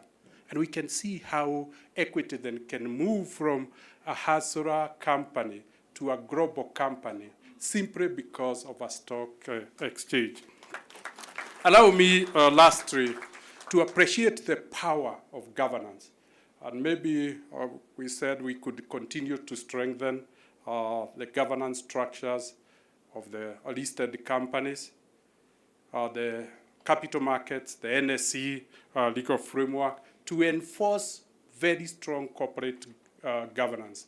This is what has enabled Equity in the last 3 years to be able to raise 150 billion Kenya shillings of foreign loans to be able to lead to our real economy. And we are able to give significant loans, either in local currency and shillings, simply because there is an assurance, because there is visibility from the stock exchange. But more importantly, the value of that governance. The shareholders, the Hasuras who were in Equity in 2,500, have realized from one share through bonuses and splits, 600 shares. Their wealth over a period from 2000 to date has gone up 159,000% simply because of strong governance structure. So growth is quickly translated into value because of strong governance structure. So in closure, Your Excellency, I plead with you to use the Nairobi Stock Exchange to empower the Hasura community. Thank you, Your Excellency. Thank you. We can do better than that. This place is a place for empowering stock, not only the capital markets, but the SMEs. Then we have our next speaker, who's Dr. Gideon Muriuki, the Chief Executive Officer of Cooperative Bank. Let's put our hands together for him. Welcome, sir.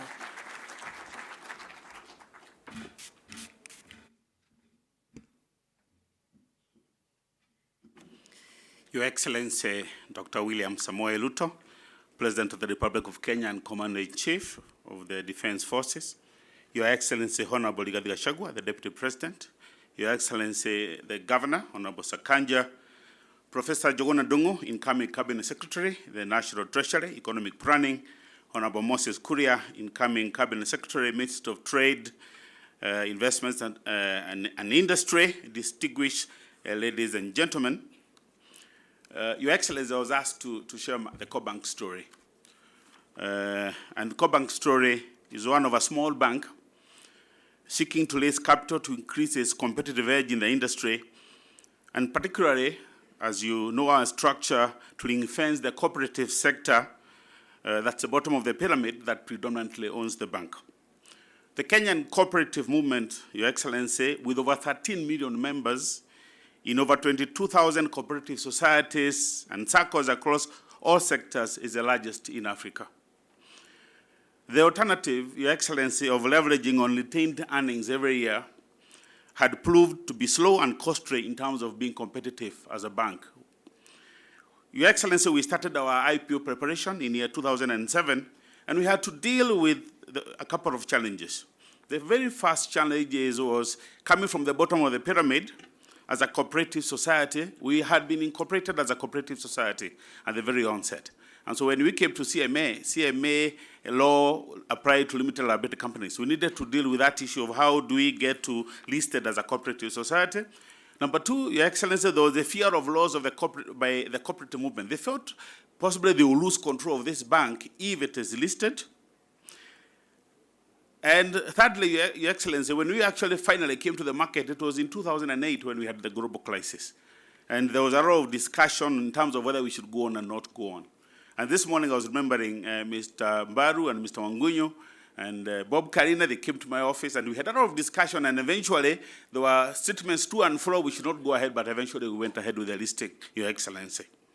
Your Excellency, the IPO raised 5.4 billion. That 5.4 billion for a cooperative bank, Your Excellency, was a lot of money. That money came in handy for us as a bank, supporting the bottom of the pyramid. We have progressively increased our footprint from only 59 branches then when we were listing to over 180 branches in the region today. We have diversified our product growth and the customer base to now, from where we were about 1 million customers then, we are over 9 million Kenyans that are banking with Cooperative Bank. Deepened our penetration in corporate and commercial banking, but more notably, Your Excellency, we have really penetrated the MSME market. Today, as a bank, we have over 1.9 million Kenyans in the MSME market with us. We went into fund management. We have a subsidiary business for fund management, managing over 200 billion of funds today, Cooperative Investment Services. We went into regional expansion in South Sudan, invested in additional transformation in the bank. Today, over 94% of our transactions as a bank, Your Excellency, are on alternative channels because of that digital transformation. We also went into insurance business, bought 25% of insurance, CIC Insurance Group. We also went into stockbroking business, and also through Kingdom Securities. More importantly, Your Excellency, we strengthened our grip in the cooperative sector. We invested a lot of money, as you're aware, in the cooperative sector, in the cooperative societies. We have an integrated financial system with the cooperative movement. We created, after the money we got from the listing, we created an advisory company. We employed over 20 consultants who, on a full-time basis, spend time in the cooperative movement, building capacity in the cooperative movement. Your Excellency, you'll be pleased to know that today, SACCOs have over 550 banking sections, what we call the forces, out in the rural areas, with a very deep penetration to that bottom of the pyramid and doing great work down there.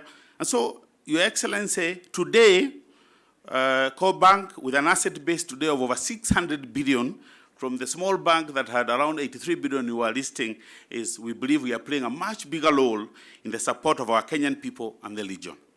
For instance, Your Excellency, my friend Peter Degwa Safaricom will tell you that Core Bank and that SACCO integrated model, Your Excellency, is doing the largest Lipa and M-Pesa termination for Safaricom. We are terminating over 500 billion shillings every year, and this is increasing to about 65 billion per month now for the market.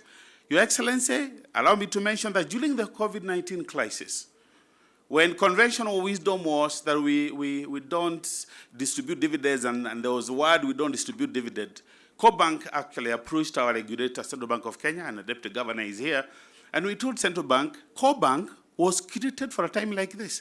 If there is a global crisis, if there is a financial crisis at a COVID-19, the retro will make us Core Bank, we should share with the millions of Kenya out there. And the Governor, Central Bank of Kenya, Your Excellency, did support us. And during 2019 and 2020, Your Excellency, Core Bank distributed over 11 billion shillings to the cooperative movement as dividends at that critical moment, which was a very timely relief for that sector. Your Excellency, I can't conclude without thanking you for creating the dedicated Ministry of Cooperatives and SMEs, Your Excellency, and CS Honorable Simon Chirugui. We are all set for the key challenges you have set for us to further deepen this sector, Your Excellency. The SACCO's structure, Your Excellency, meets the requirements of successfully handling the hustler fund in terms of financial access, in terms of traceability, Your Excellency, in terms of inclusivity, in terms of affordability, and overall sustainability of the fund. We have very good group lending models within the SACCOs that will be able to take you there for that. And as I conclude, Your Excellency, I'll just say from our journey as Bank, I overwhelmingly encourage more corporates to list a Nairobi Securities Exchange. Thank you, Your Excellency. Thank you so much. That was Dr. Gideon Muriuki, who is the Chief Executive Officer of Cooperative Bank. Last but not least, in terms of the people who are talking to us about the listing experience, is Mr. Jose Akili. What we were trying to achieve in this segment was to demonstrate the benefits of listing for existing issuances, but also to get people who are considering the capital markets to give us their perspective when it comes to that. Let's put our hands together for Mr. Jose Akili, Chief Executive Officer, CPF Financial Services. Over to you, sir. Your Excellency, the President, the Deputy President, all protocols observed.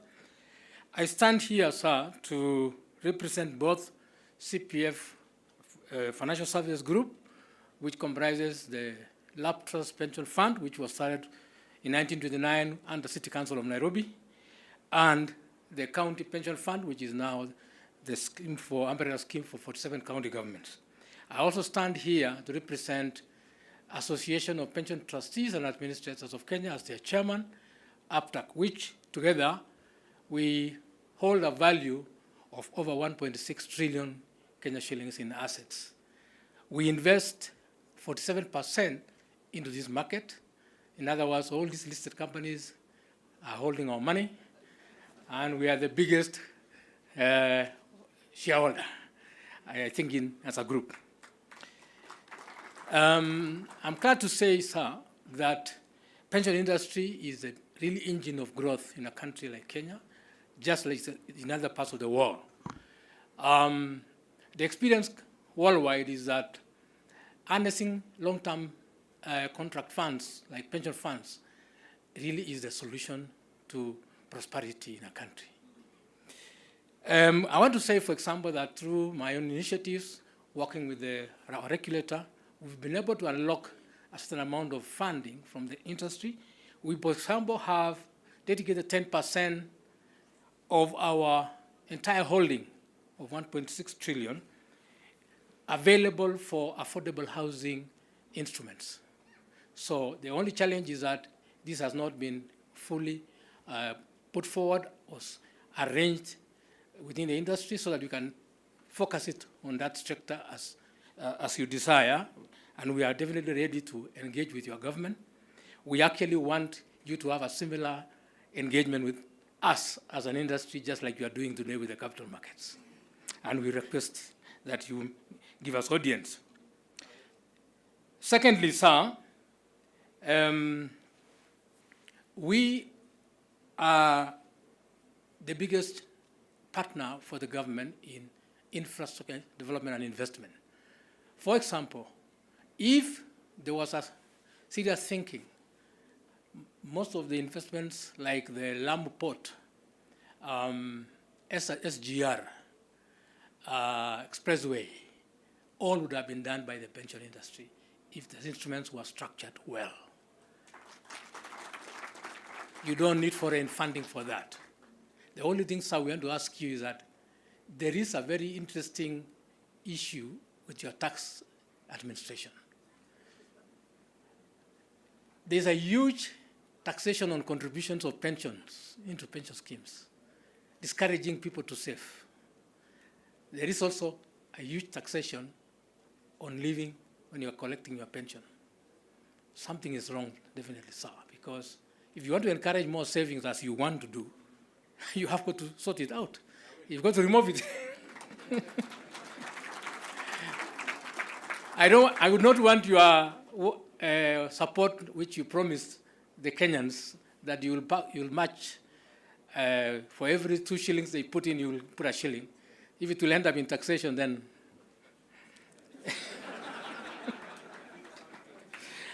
I want to say on behalf of that industry, sir, that I served on their behalf in this stock exchange for the last 9 years, and I'm proud of the reforms we put together, and that's where we see this industry the way it is. We would like to see more listings. With the money we already have, we are unable to actually deploy it effectively to this market because there are no instruments, there are no listings. I would like to encourage the private sector the family concerns, the family businesses to come to this market. I mean, I know we are encouraging our government to bring the market, but I want to challenge our brothers and sisters who have invested in the private sector. I see Fimal Shah there and others. Surely, why can't we bring the listing so that we can be able to buy into it? On behalf again of my CBF Financial Services Group, we have a lot of sizable property investment, around 17 billion, and we want to list part of it in this market. And we have actually applied to our regulators, and we are hoping that they will in due course give us the green light to bring the first ever IREIT, income REIT, real estate investment trust from the pension sector coming from LAP Trust of 7 billion shillings. And I hope we will be able to achieve that in due course. Finally, sir, we would like, again, as soon as possible, there are so many challenges in the pension industry. We would like to engage with you, and then you'll be able to clear the way, because I know you personally.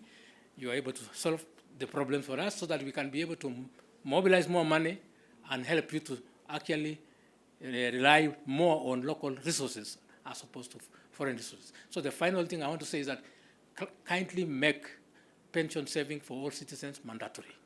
Thank you, sir. Thank you, ladies and gentlemen. Let's do another round of applause for the comments from Mr. Jose Akili, the Chief Executive Officer of CPF Financial Services. It was certainly my honor and privilege, your President, sir, to be able to facilitate this. My name is Mbithe Mwema. I'm the Chief Business Officer at the NSC.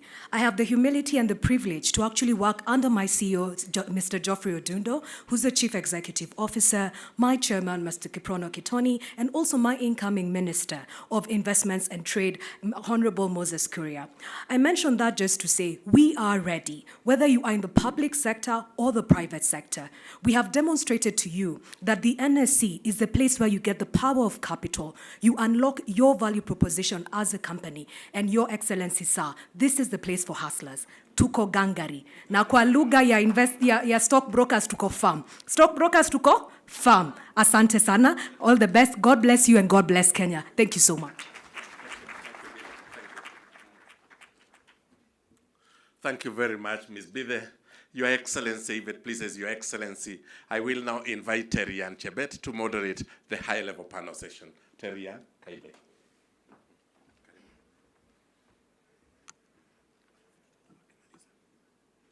Your Excellency, sirs, ladies and gentlemen, this high-level panel discussion is premised on the recognition that the revitalization of the economy through the capital markets, as well as the revitalization of the privatization program, cannot happen unless all the panelists present here today make not only firm, but measurable commitments, unless the institutions they lead align on the similar vision, unless the leaders here today commit to give goodwill, then our discussion is just another talk shop. My name is Terry-Ann Chebet, and I will be moderating this conversation this morning. And I'd like to welcome my panelists, Engineer Stanley Kamau, Director General, Public Investments Portfolio, Management Directorate at the National Treasury. Mr. Christopher Hooker, please make your way upstage, Acting Director General, Kenya Development Corporation. Ms. Olivia Racher, Acting Chief Executive Officer at the Kenya Investment Authority. Dr. Anthony Omerikwa, Managing Trustee, the National Social Security Fund. Mr. Oscar Njuguna, Acting Chief Executive Officer, Nairobi International Financial Center Authority. Mr. Joseph Koskei, Executive Director, Privatization Commission. Mr. Kiprono Kitoni, Board Chairman of the Nairobi Securities Exchange, and His Excellency William Samoei Ruto, President of the Republic of Kenya. Let's give our chief guest a warm round of applause.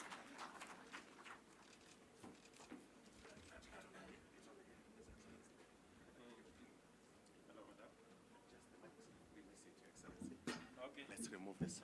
Let's remove this.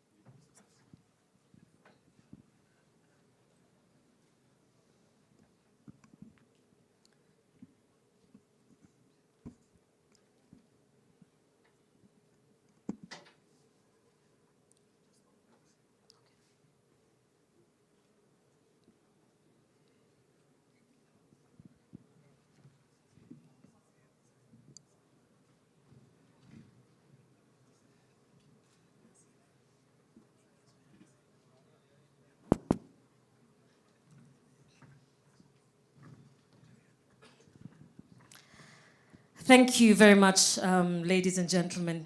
Your Excellency, sir, I'd like to start off with you to kick off our conversation this morning. What is your vision for Kenya's capital markets? Thank you very much, Marianne. My coming here this morning is not by default.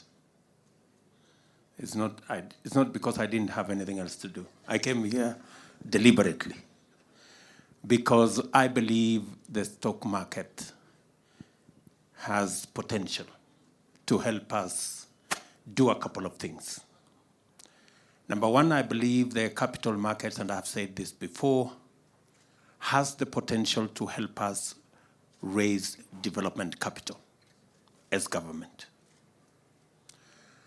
Through the bond market, through listings of public owned companies, as has been said here by somebody, democratizing ownership and by extension wealth, making sure that more people have a stake in public companies that are doing well.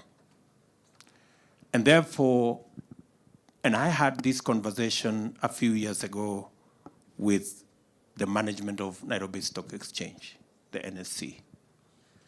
I have come here to ring the bell, not for trading, but for Nairobi Stock Exchange, Capital Markets Authority, and all institutions around the capital markets, that it is time to unlock the potential that exists in this institution to drive the economy of our country. I do not need any evidence beyond what James Mwangi has said or beyond what Safaricom have told us. There is demonstrable evidence that in the stock market, there is potential for us to raise the resources that today we are struggling to raise using debt instruments, using instruments that we are looking for in foreign capitals, debt what we are looking for multilateral institutions. That money that we are so desperately looking for out there, with proper instruments, we can get those resources from the people of Kenya through the Nairobi Stock Exchange. And I look forward from where I sit to government of Kenya raising more resources for our development using this NSC. I look forward to many Kenyans having the opportunity to buy, to sell, and to grow their wealth using the Nairobi Exchange. I look forward, for example, to that border guy. When waiting for the next customer, he is trading on his phone. That's really, I look forward. Instead of that border guy playing gaming, you know, the whole space that's now full of betting and guesswork and people losing money. I am looking forward to the time when Mama Mboga, while she's waiting for her next supply, she's on her phone buying Safaricom shares, buying Kenya Breweries shares, buying, hopefully, we should be able to buy Bitco shares, and the rest of them, you know? So that's really where I'm looking for. I'm looking at what we as government will be doing on one end and what Mama Mboga and Boda will be doing on the other end. Everything in between is possible. That's my vision. Thank you, Your Excellency. Mr. Kitwani, I'd like to come to you now. The capital markets has had a dearth of listings over the last 13 years, and we'd like to find out where have the biggest challenges been and what would it take to ensure more private listings, let's say at least 5 over the next 12 months.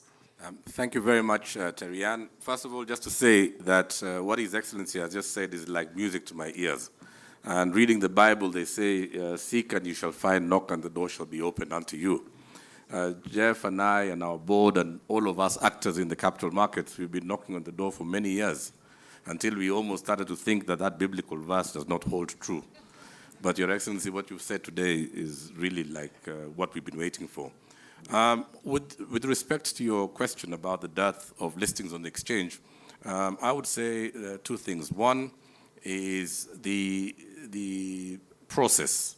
We've had a serious challenge with the process, particularly through the privatization process and the onerous bureaucracy that entails before listing is done. And it is something that we have discussed numerously with the Cabinet Secretary Designate, and it is something that I believe if the obstacles and the hurdles towards listing are addressed, then I'm sure we are going to see the listings come back again.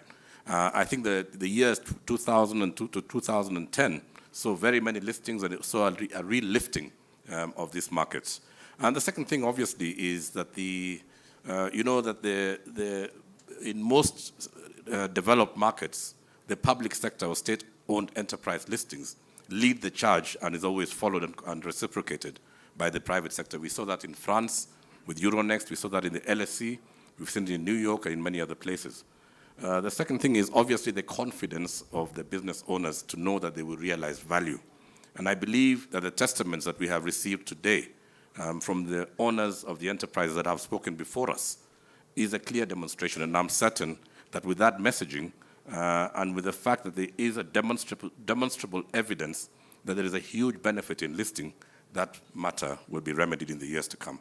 In the year to come. We've talked about measurable, so 12 months. So thank you, Chairman, for reminding us that you can do that in 12 months, and hopefully we will all be here to check that it has been done. Engineer Kamau, I'd like to come to you. Kenya has a Privatization Act, which was meant to spur listings by the government, which, as we all know, has not. Perhaps you can tell us what needs to be relooked at within the Privatization Act with a view to bring at least 5 public listings over the next 12 months. Is it well? Oh, thank you very much. I think first of all, we need to look at the objective of the privatization. And I think when the government came up with the Privatization Act, the objective was actually to raise additional money to be able to finance the budget and also create opportunities for Kenyans to own part of these businesses. Now, this law was enacted in 2005 and operationalized in 2008. But largely we can say, if you look at the reason and the objective for which this act was established, we have not been able to achieve this.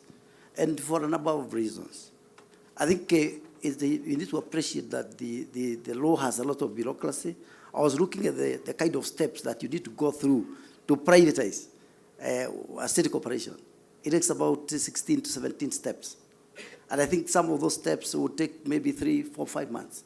So we need to look at the Act and see which areas we need to remove. And in my view, possibly we may also need to look at broadly the whole framework for privatization. Yeah? And because when I look at the government, we need to do 2 things. We need to do the primary listing. That is the new entities that we need to bring in the stock market so that we can increase the volume. And we also need to look at the secondary listings, which is the companies already parastatals that are listed where government has shares. We need to offload some of those shares. And we need to have flexibility as government as well, as an investor in an NSC, to be able to trade freely. If you look at the stock market currently, I was looking at the estimate yesterday, the estimated investment by government is 426 billion Kenyan shilling. That's a very large investment for government. and therefore we need the flexibility to be able to do that. Now, at the currently, if you have to even sell one share as government in the stock market, we have to go through the privatization law. That will take us possibly another 2-3 years. It becomes very difficult. So, in my view, we need to overhaul the law and create possibly a framework that is a little bit faster. But I also, looking at the previous work that had been done earlier, the government had recommended that we create what you call a government investment company, particularly ownership, because that ownership policy was very critical, because that company in itself was supposed to own the assets of government, the parastatals, and it would be able to acquire and sell freely. And I think this is the kind of framework that we need for us to be able to offload some of these companies in the market. Now, talking about the 5 companies that you said in 12 months, I think we have no problem of identifying those 5 companies.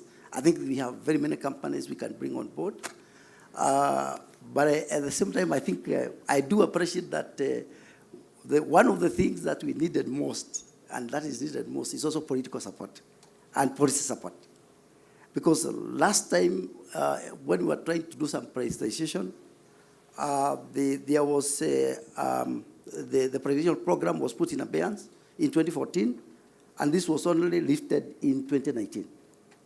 So even though there was traction to be able to proceed with that process, it may not have been possible because that policy direction was not there. And I think I can see now we have all the commitment that we need so we can be able to move ahead, create the necessary environment to do so.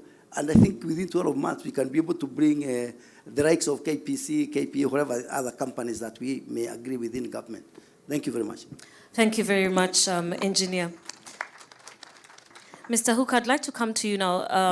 KDC is mandated to play a catalytic role in Kenya's socio-economic development by providing long-term financing and other financial investment and advisory services as well. Is there a case to exempt KDC from the Privatization Act in order to bring quick transactions into the market?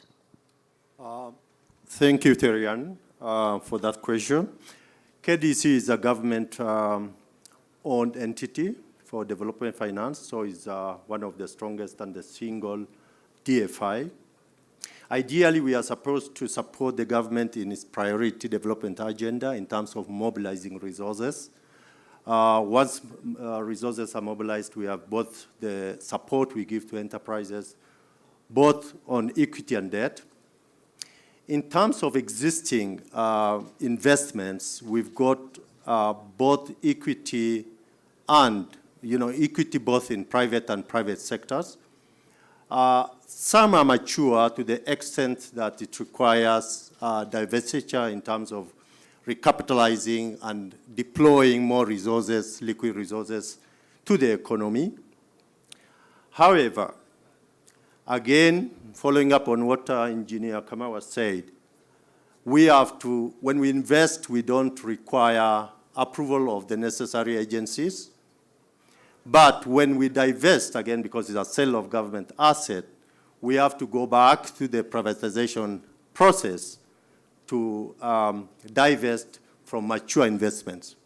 What then happens?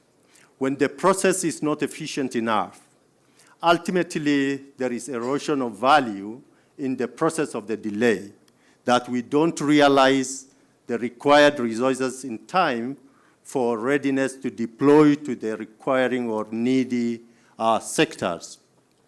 So one of the key interventions for KDC as a government DFI to mobilize resources, deploy, and divest at an appropriate time is to create efficiency and agility in the divestiture process.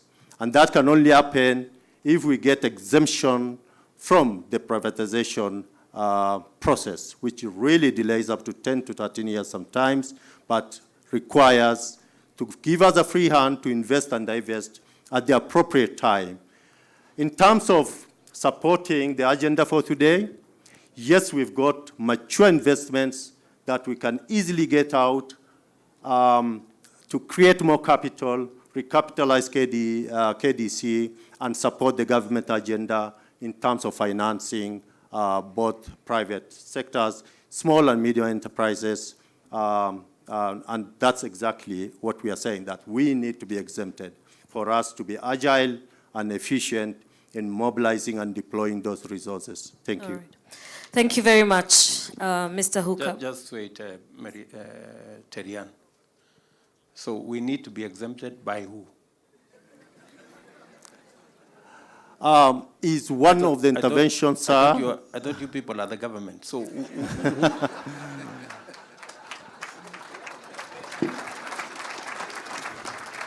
Thank you, sir. Quite a valid question.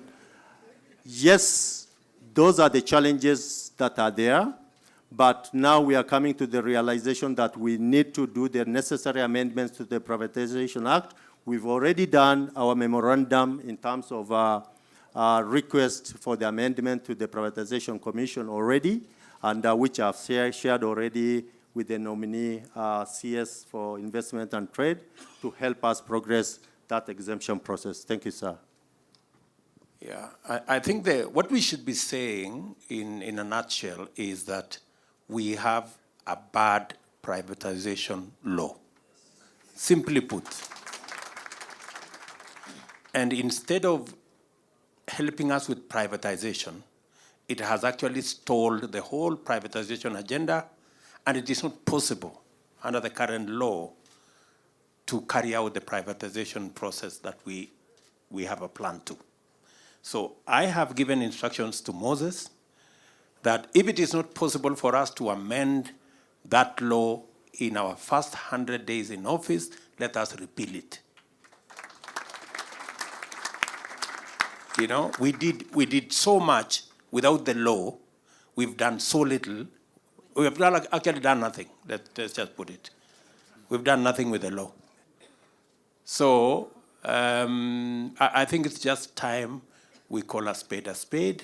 All these good people are just dancing with good words around something that we should just be able to call it what it is.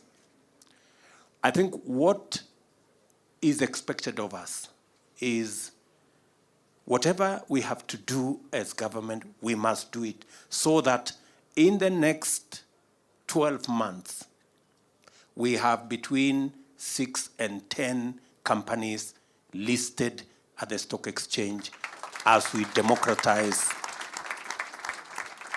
the wealth we have that is owned by government, so that the public can have a slice, a piece of it. Yeah?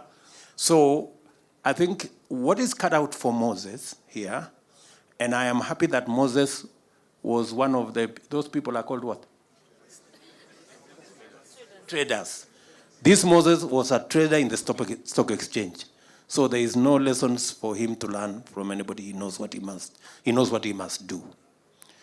So, and I deliberately took investment from Treasury to trade because we need to accelerate that process.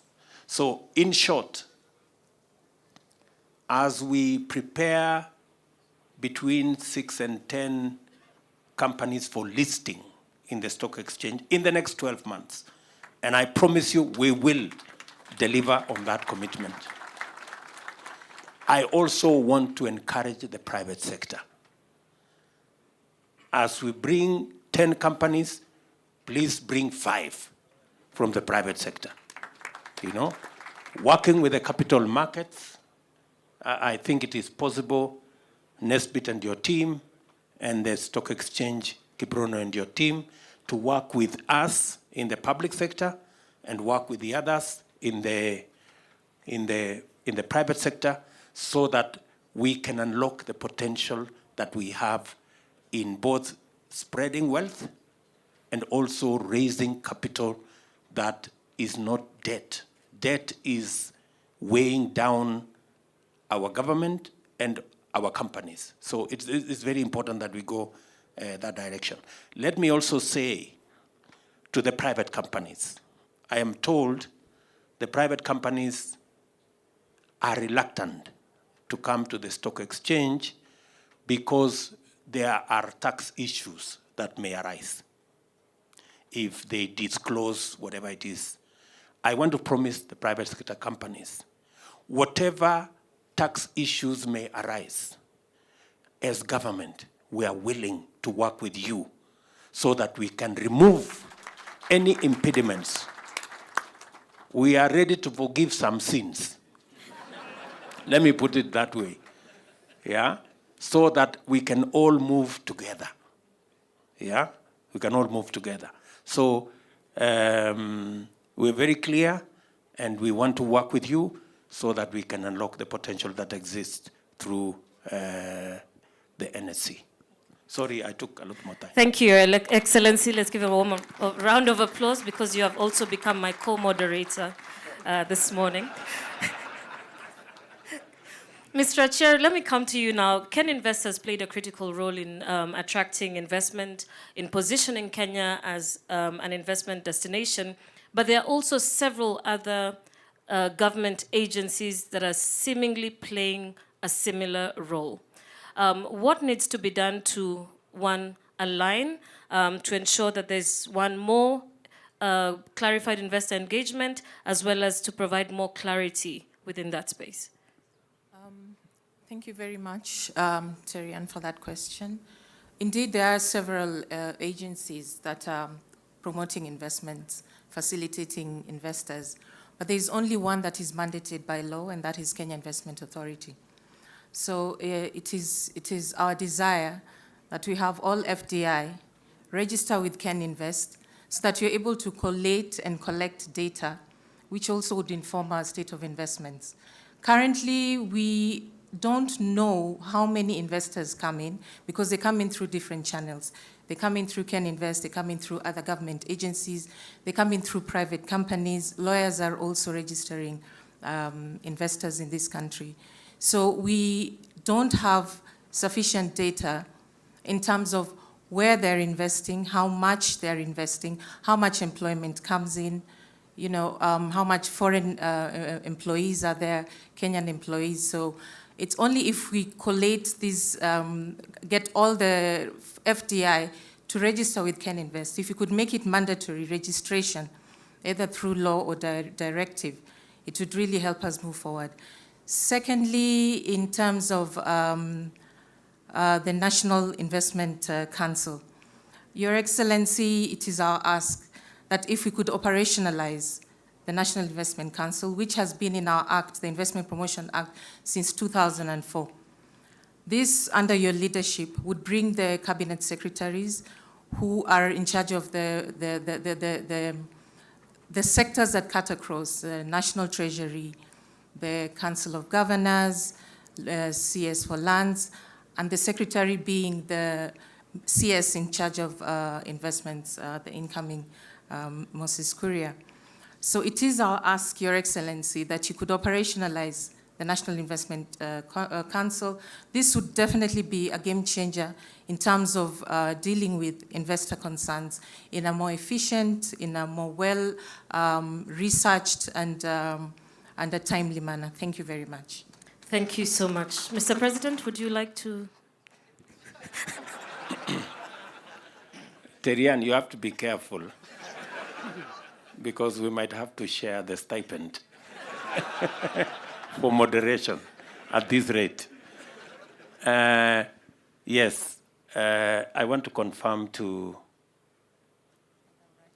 Racher, Madam Racher here, that one of the deliverables that I have committed myself to in that investment space is to operationalize the National Investment Council.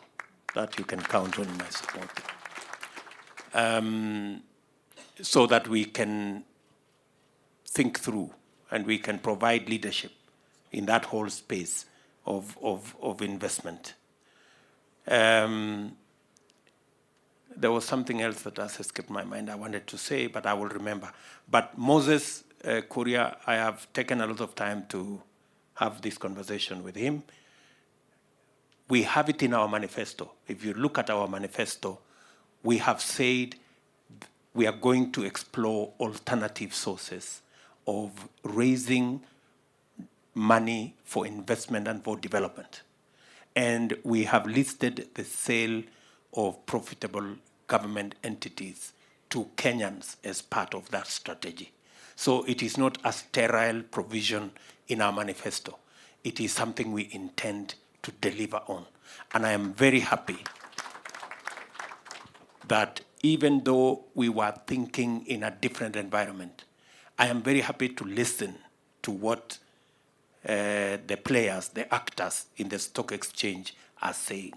And they are perfectly in tandem with the plan we put in the manifesto. Thank you, Your Excellency. Dr. America, I would like to come to you now, and pension funds have been mentioned quite a bit this morning. How can NSSF mobilize funds to raise the capital, the national savings rate, in order to increase investment capital and, of course, the investable universe in the capital markets? Thank you, Terian. There's a profound opportunity in playing bigger in the NSC through savings. We have a critical mass of Kenyans who are underserved, mostly people who are in the informal sector. And this number is huge, over 15 million Kenyans who are not in any pension scheme. Now, with a quick calculation, backed by the incentive that the government has promised to give, I think with quick math and take, for example, if we only get 2 million of these underserved Kenyans under the ambit of NSSF, and we have the infrastructure already, we have a product called the Haba Haba that allows Kenyans of that cadre to contribute as little as 25 shillings a day, which translates to 500 shillings a month, which plugs into the 6,000 that the government spoke to. Now, if they contribute, if they match that ratio, the 2-to-1 ratio, I think at the end of the year, we'll have 3 times. The amount of money that we collect currently will increase threefold. And as you know, NSSF plays a critical role in the NSC. Our footprint is 3%. If you compound that and add the new monies, I think we'll move from the 65 billion that we're investing in the NSC to maybe over 180 billion. And that will translate to enhancing the NSC. And the multiplier effect of that will also be that Kenyans will be able to contribute into the new entrants into the stock market. Currently, we play in around 29 counters in the NSC. I think in some of the good stocks we've reached our internal limits, and we want to encourage that new players come into the market. On the second, thank you. On the second point, it is very important to ensure that the government borrows locally, and through mobilization of savings, both in NSSF and in the greater pension sector, I think will work well to reduce our debt burden in that area. Thank you. Thank you so much. I'd like to rope in the CEO of NIFCA, Oscar Njuguna. NIFCA was set up to be East Africa's leading financial hub, providing an efficient gateway for investors and businesses to the African markets. What are you doing currently to position Kenya as an investment hub, not only for East Africa, because it already is, but for Africa as a whole? Thank you, Terian. The Nairobi International Financial Center is a new operating environment that's been set up to do exactly what we're talking about today, which is to position ourselves as not only the regional hub, but really a hub for Africa as a continent. So we've started off by putting in place the framework that is necessary and the building blocks for us to create this environment. We've looked at some of the issues that have been touched on, like the taxation for capital gains tax, and creating a framework for example, carbon trading. So we've put in place some building blocks, and in July, the center was officially opened, And we've had the first firm coming into Kenya, which is the Prudential Africa, the Africa headquarters for Prudential, which is one of the largest global insurers and asset managers. And we're looking at a startup segment as well for smaller firms that are looking to access capital and also use innovative ways of raising finance, like carbon trading. So there's a few firms that are looking at the NIFC as a venue for that. But really, we are looking at catalyzing the innovation across the financial sector, looking at new areas like fintech, but also carbon trading.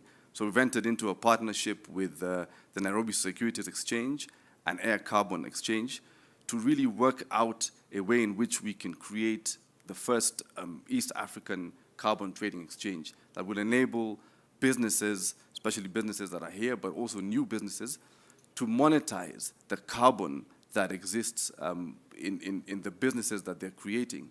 And so we can move towards a trajectory of clean finance. I think in terms of the way we are looking at the future, the ambitions are quite high. The government has really been clear that we need to position ourselves as Africa's hub. And so one of the things that we are looking to doing is putting together a framework for the development of a regional hub within the country. We are looking at a flagship location that I think will serve as a home away from home for all the global investors and businesses that are looking to come into Kenya and use Nairobi as a base to do business across the continent. So we have a lot of ambition, and I think we are working with stakeholders to ensure that we can deliver on that ambition. All right, thank you so much. Koskei, I'd like to come to you. A lot has been said about the Privatization Act and the Privatization Law. With the benefit of working within the Privatization Commission as Executive Director, what are your thoughts about what can be done? Repeal the Act or amend the Act? Thank you very much. Thank you very much for that question. I think the issue around the review of the Act has been discussed, but I want to state it this way, that cognizant of the fact that the privatization process as envisaged today in the current Act is a bureaucratic process, we've taken a proactive role as a commission, and my chairman is here, to start that process of review of the Act. So as His Excellency has said that you would want to see either a repeal or an amendment within the next 100 days, I want to commit that that process has started. We've actually started mapping, our stakeholders in terms of engagement, and we are very convinced that within this particular period of time, we'll be able to have this Act amended. But I think more importantly, I would want to maybe bring to the attention of the audience that privatization is a very emotive issue. And what is really very critical to make it successful is stakeholder engagement. And we've done mapping and ensured as a commission that when we conduct this particular process, it is very transparent, it is very open and above board, so that then we are able to get support from the key stakeholders so that this particular process can be able to be moved forward. And I want to stress that if you look at the Act as it is, there are various benefits that come around with it. And one of them is what we call broadening the base. It gives an opportunity to all Kenyans, individuals, institutional investors, to be able to put in their resources and investments in government-owned enterprises, so that then we're able to see ownership by Kenyans. And another, again, is that we are there and we come in to deepen and be able to support capital markets. Thank you very much. Thank you, Mr. Koskei. We're coming to an end now, but I'd like to take some final comments from Chairman and His Excellency. Chairman, there has been a mention of digital access. How does the border gentleman that has been mentioned earlier get to trade on his phone? I know Peter Ndegwa is here, so perhaps we can get a commitment from Thank you. Thank you very much, Chavian. I'll just answer that very briefly. Yes, that has been addressed, and I'm glad to report that in the briefing session before we came in here, Peter Ndegwa made a commitment to His Excellency that Safaricom and other stakeholders in the ICT ecosystem would work towards creating more digital access. And I think it is noteworthy that Kenya is the only economy on the planet where 1/3 of our GDP is transacted on the phone. And that is, historical. And I think there's also going to be innovation to ensure greater access. One of the things that we did in the absence of any significant events like listings, which we've been looking for over the years, was a partnership we got into with Safaricom for Bonga points to shares. He also gave us a commitment that that will be revitalized. We'll do more marketing so we can actually use that platform much more effectively. Thank you. Thank you, Chairman. Your Excellency, your final words. Thank you very much. Let me say a couple of things. I am reliably informed by economists that investment is a function largely of savings, or it should be. If we do not have a savings culture, it becomes very difficult for us to participate meaningfully in investments. And that is why I have been on the case of trying to work with the entities that exist like NSSF and others on matters to do with promoting the culture of savings. We all seated in this room know that it was decided maybe 30 years ago that you will save 10% of your earnings, but it was put a cap of to the extent of 200 shillings. So up to today, majority of the people on the roll of NSSF are paying 200 shillings. And it is ridiculous. We just got a ruling from the court a week ago that it is wrong for us to increase from 200 shillings. I find that, I don't know really what we are doing.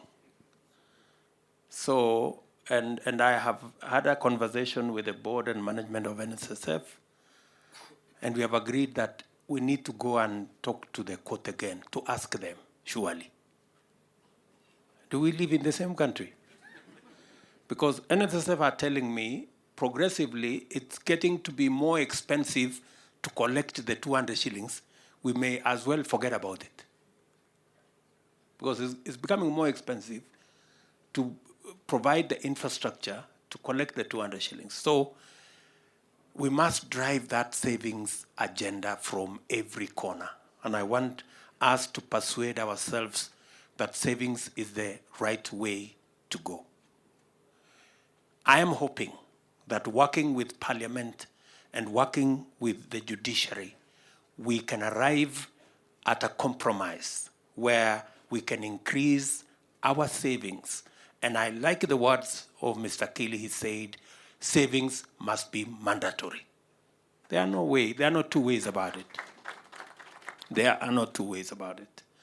And we will be persuading Parliament. Hopefully we should be able to persuade our courts so that we can all do the right thing and go the journey of saving.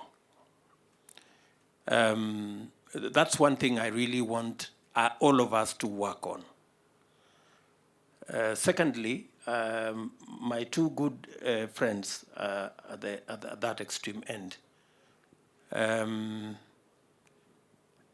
Nairobi, the financial services, the Nairobi Financial Services, is it?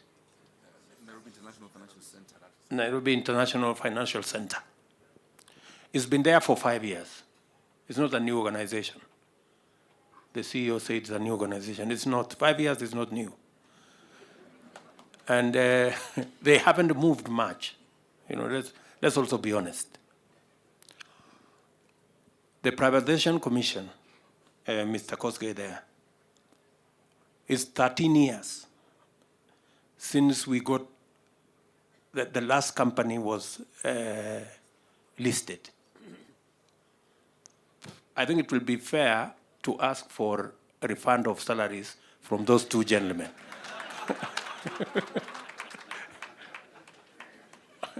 Honestly. I mean, they haven't done the job they were hired to do, you know? And because the job is based on results. If there are no results, it doesn't matter what you have been doing. So really, Mr. Kosgei and Mr. Njuguna, you guys must actually demonstrate to me why you should not refund the salaries we've been paying you. Because we had a vision for the International Financial Center.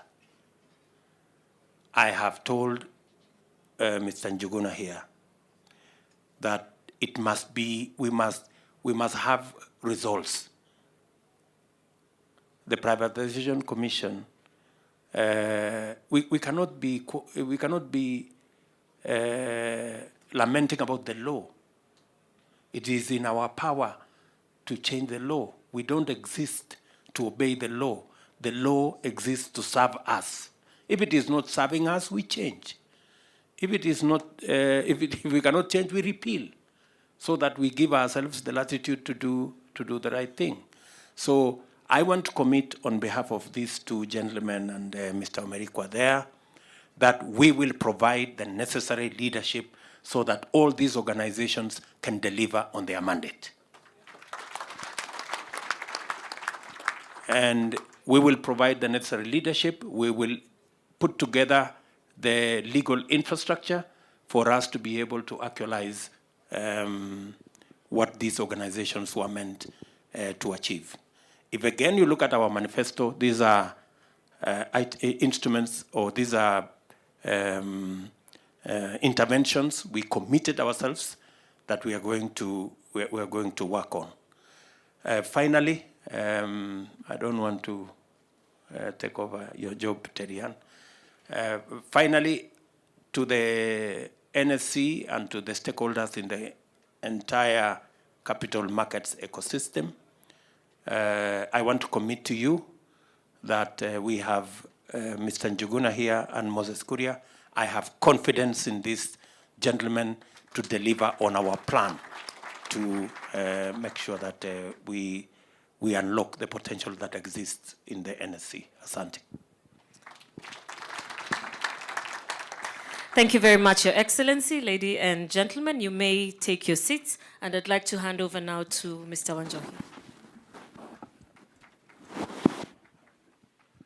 We have another round of applause, ladies and gentlemen, to the panelists. Thank you. Thank you, Your Excellency.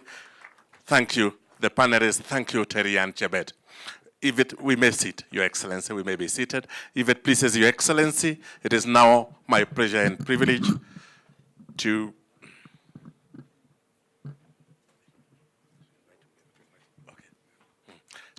invite Bwana Kiprono Kitone, to invite His Excellency the Deputy President, to invite Your Excellency. Thank you very much.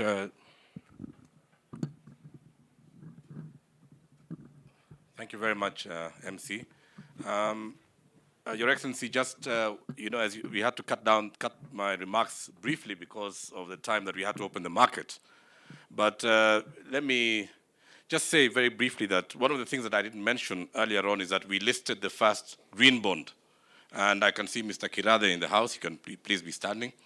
We had Acon green bond cross-listed with London, and he's been very successful in that initiative. Looking around the room, Your Excellency, I think there are many brides in the house. And for us as the exchange, as a groom, we will be asking you to be our chief negotiator, to use the words of Moses Kuria.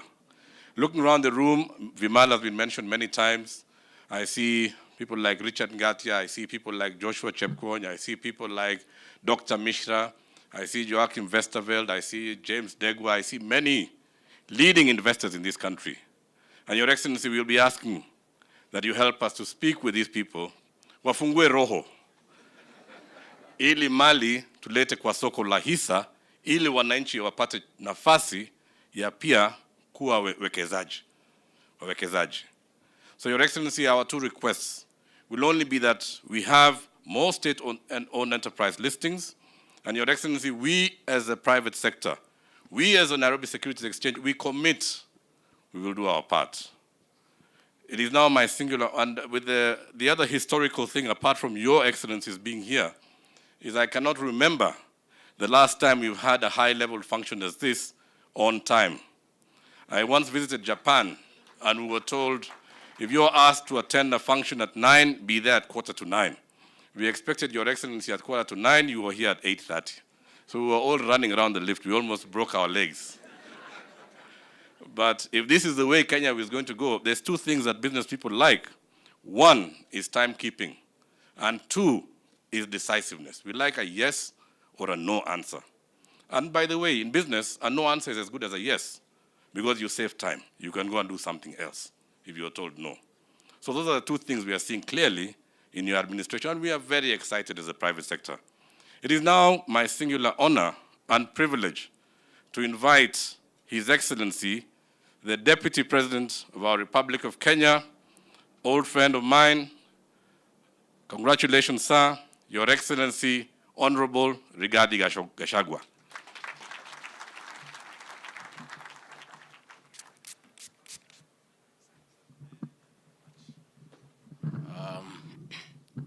Your Excellency, the President of the Republic of Kenya, all the players in the capital market, good morning. Mine is very brief, Your Excellency. First and foremost is to underscore that we were voted into office overwhelmingly by the people of Kenya on the platform of economic transformation.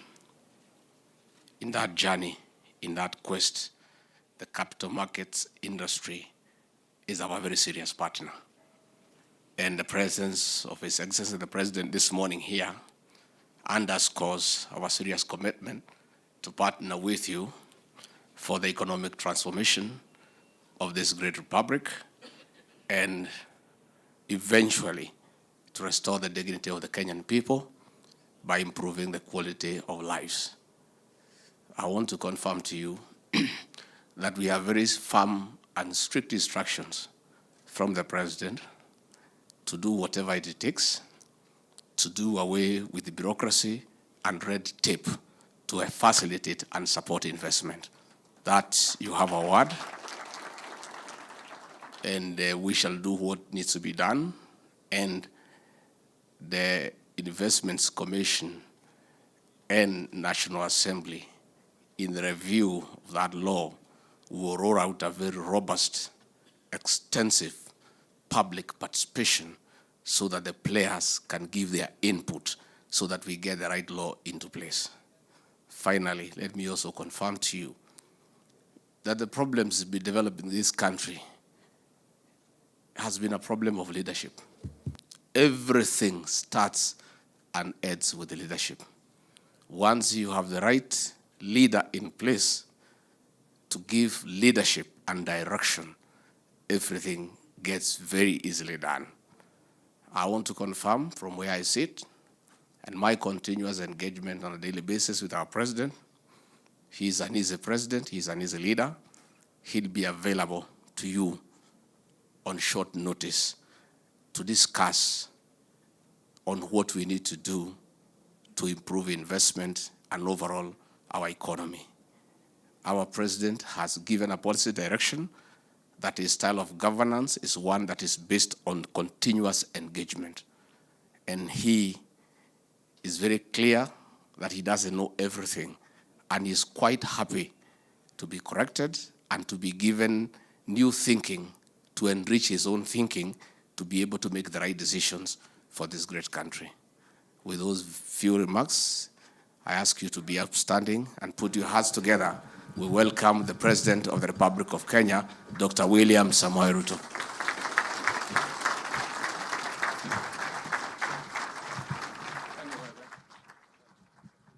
Asanteni sana, tuketi chini. Thank you very much, Rigathi Gachagua, Deputy President, the Chairman of Capital Markets Authority, the Chairman of Nairobi Stock Exchange, captains and leaders of industry, wananchi watukufu hamjambo. Our government is committed to delivering significant, rapid, inclusive, and sustainable socio-economic transformation by undertaking impactful interventions in 5 key pillars of our development agenda. Ladies and gentlemen, we have a nation to feed. We have millions of Kenyan youth to employ. And we have to make affordable housing a reality in Kenya. We need a healthy nation of 50 million strong, happy citizens in good health. It is time for Kenyans to enjoy universal health coverage that invests in promotive and preventive interventions besides curative treatment.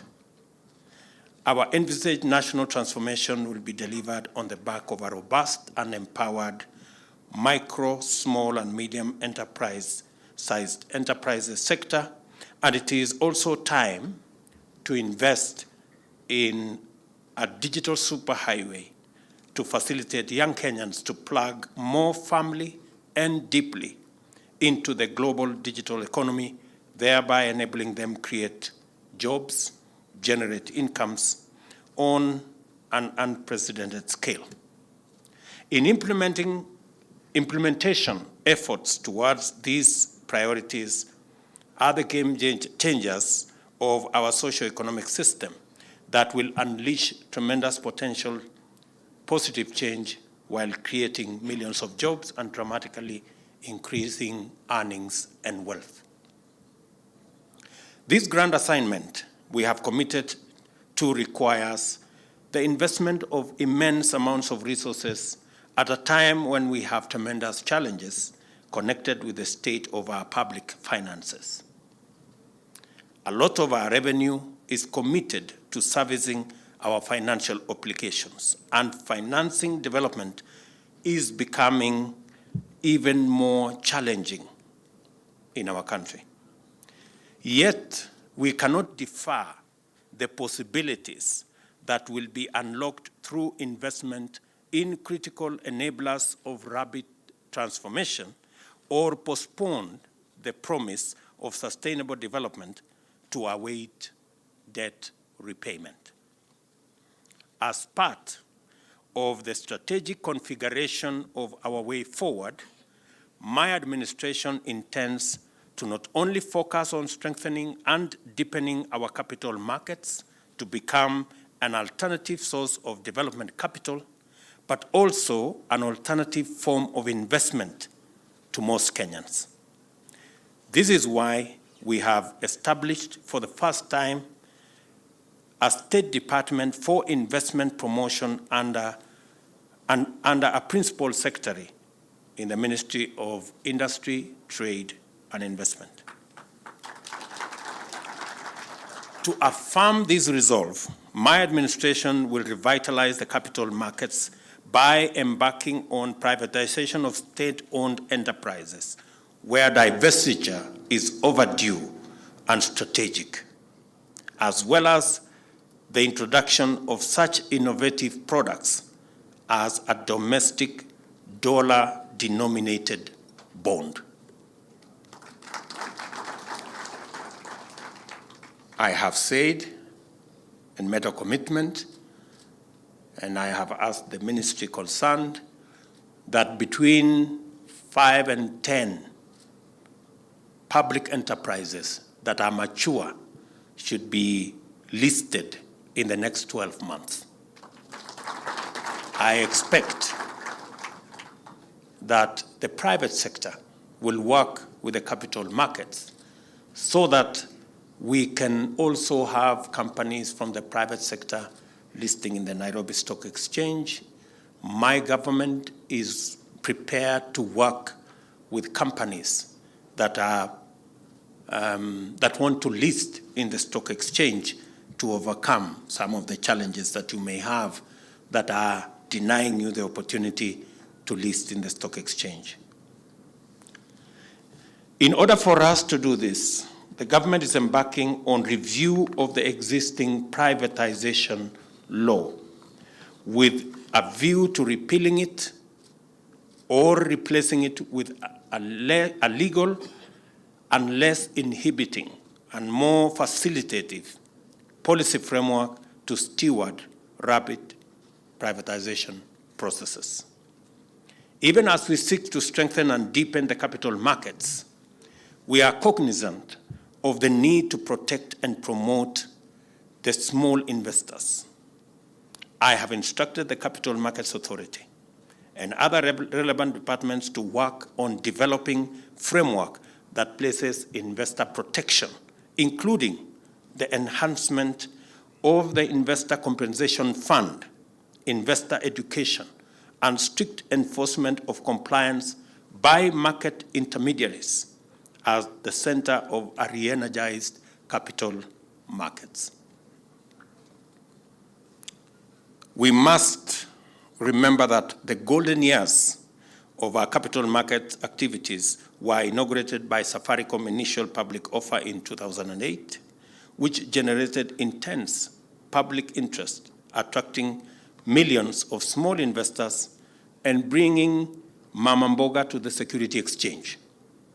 The strong economic performance of those years and the affordability and availability of credit were dividends of this strong public confidence and robust participation in our capital markets.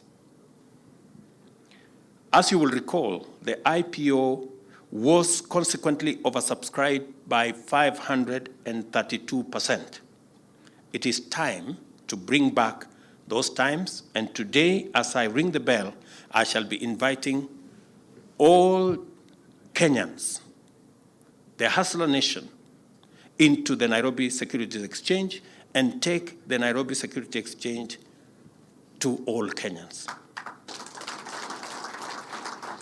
I remember, and I want to ask the leadership of CDSC, is it? When I asked at that point in time how we can bring small investors, how we can bring ordinary Kenyans to buy into our bonds. We agreed on M-Kopa, but I'm told that, M-Akiba.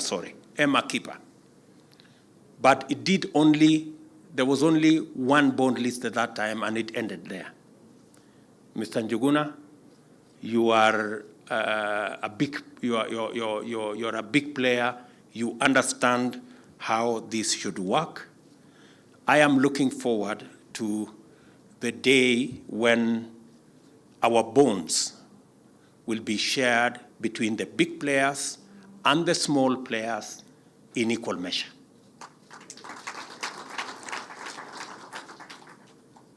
I want to ask, and I must congratulate our banks.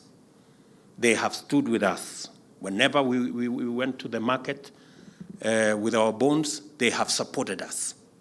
They've always been there. But I also want to ask that we bring the other Kenyans into that space. We all agree it's a profitable space. It's not always you get interest of 10%, 12% guaranteed by government. You're doing well. I mean, the banks are doing well. Let's be honest. But the small people are not doing well. You know, they are getting 2%, 1% for the money they save in our banks. I think it's only fair that we begin the journey to even our returns. Let us even the returns. Because bottom-up is about not leaving anyone behind. Let's move together. It's the best way to grow the economy. Inequality breeds suspicion. the more we create an unequal society, the dangerous it becomes. We should proactively, deliberately work together towards minimizing and reducing inequalities in our society by making sure that we democratize opportunities for wealth creation. Let me repeat it again. I am saying we must work deliberately to equalize opportunities and democratize opportunities for wealth acquisition by making sure that we democratize opportunities for each and every one of us to get a slice of the cake. Additionally, my administration has set out its commitment to promote the public-private partnership framework as yet another preferred mode of development financing, which we intend to rely on in mobilizing necessary funding for investment in diverse sectors, including roads, housing, water, energy, ICT, and agriculture. This renewed commitment to the growth of capital markets, inbuilt with well-developed modalities that provide clear and effective exit mechanisms for our public-private partnership investors, should serve as the highest assurance from administration to investors that their investments are safe and that their investment decisions in Kenya are made in a predictable, coherent, and stable environment. I want to persuade you that the growth of the capital market has to be a shared agenda of my government and the private sector. There is need for both sectors to work together in good faith, develop trust, and make reciprocal contribution to its success.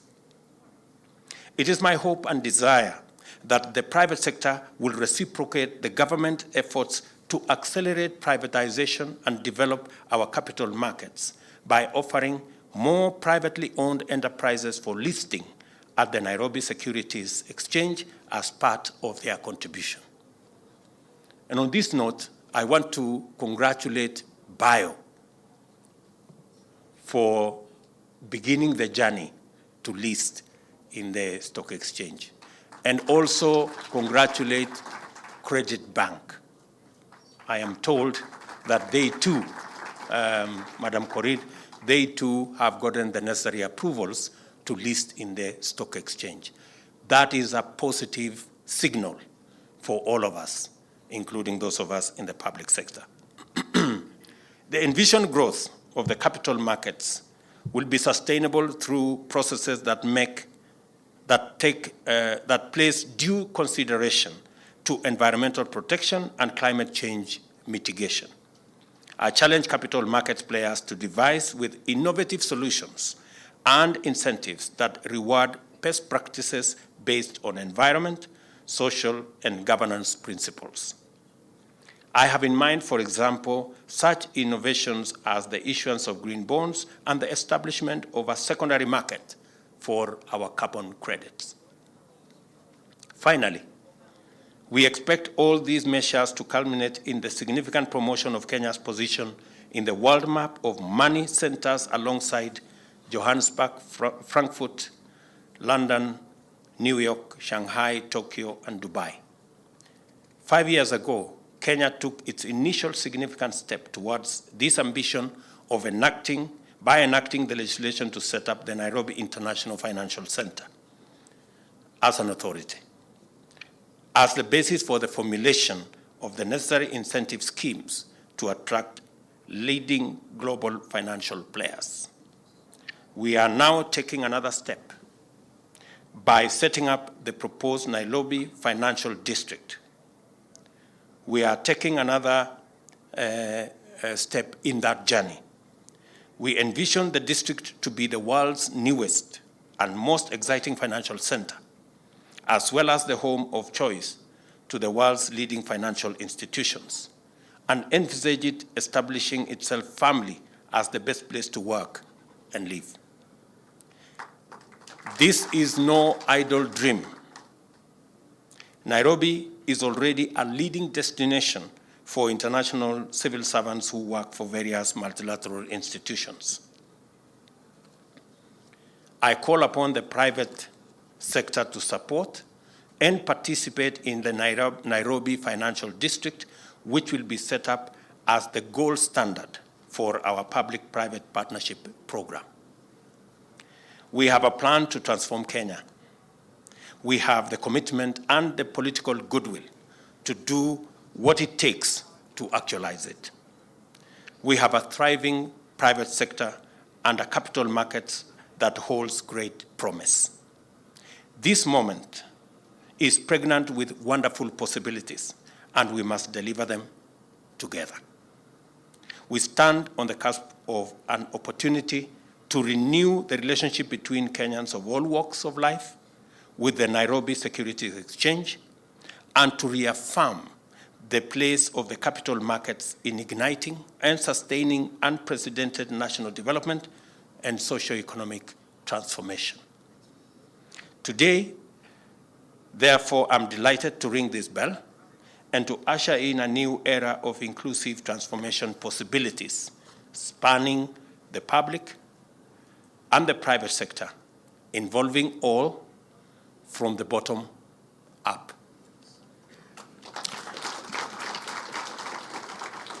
And let me assure my good brother, Kili, that I know the contribution of the pension ecosystem in the development of our country. I know what our pension system is doing in mobilizing savings. I am pleased to hear what you can do. You have said we should have given you an opportunity to build the expressway and to build the SGR using local resources. That is exciting.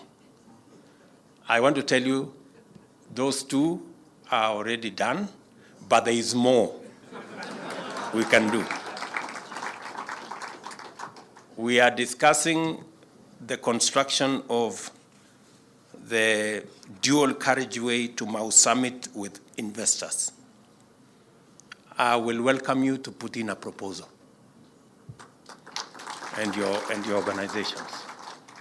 And it would really be exciting if we can deliver some of the huge infrastructure using our own resources, structured and mobilized in the correct manner, using the correct instruments.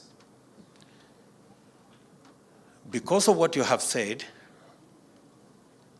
you have an appointment in my good office with your various organizations on Thursday afternoon at 2:30.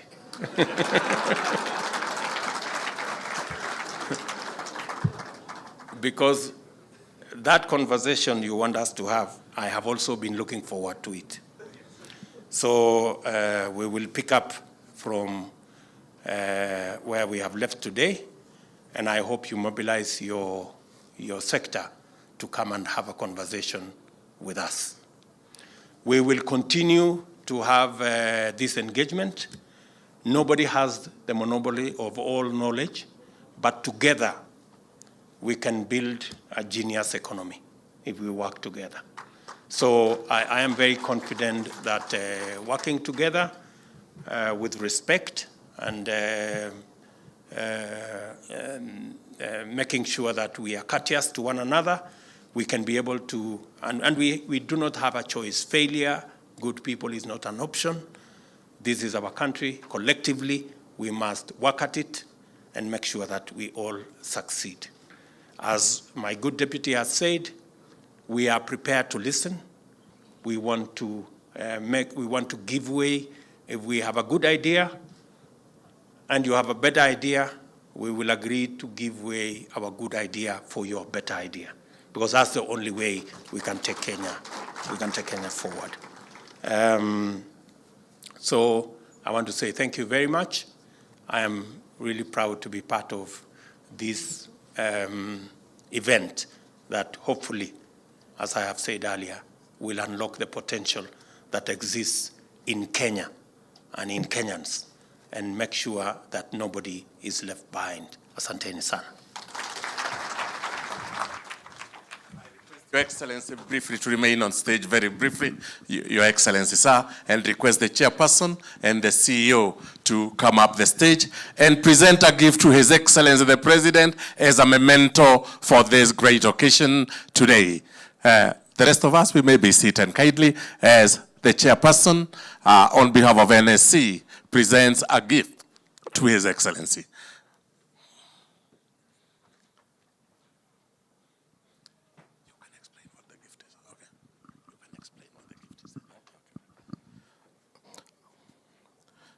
Your Excellency, the gift that is being presented to you now is the raging bull. You know that the market has, in its ebbs and flows, has a bull and a bear. So the bear signifies a declining market, and a bull signifies a rising market. So the memento we are presenting to you is the bull and the bell that you have just rung. Thank you, Your Excellency.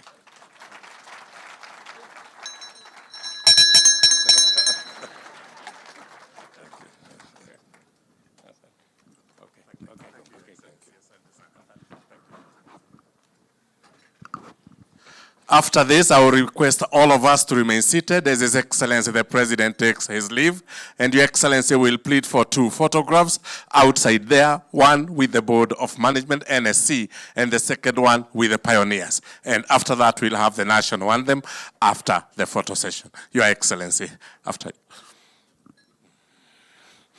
the board tukimbie kidogo, wale wengine tubaki kidogo dakika chache so that we finalize with that small bit.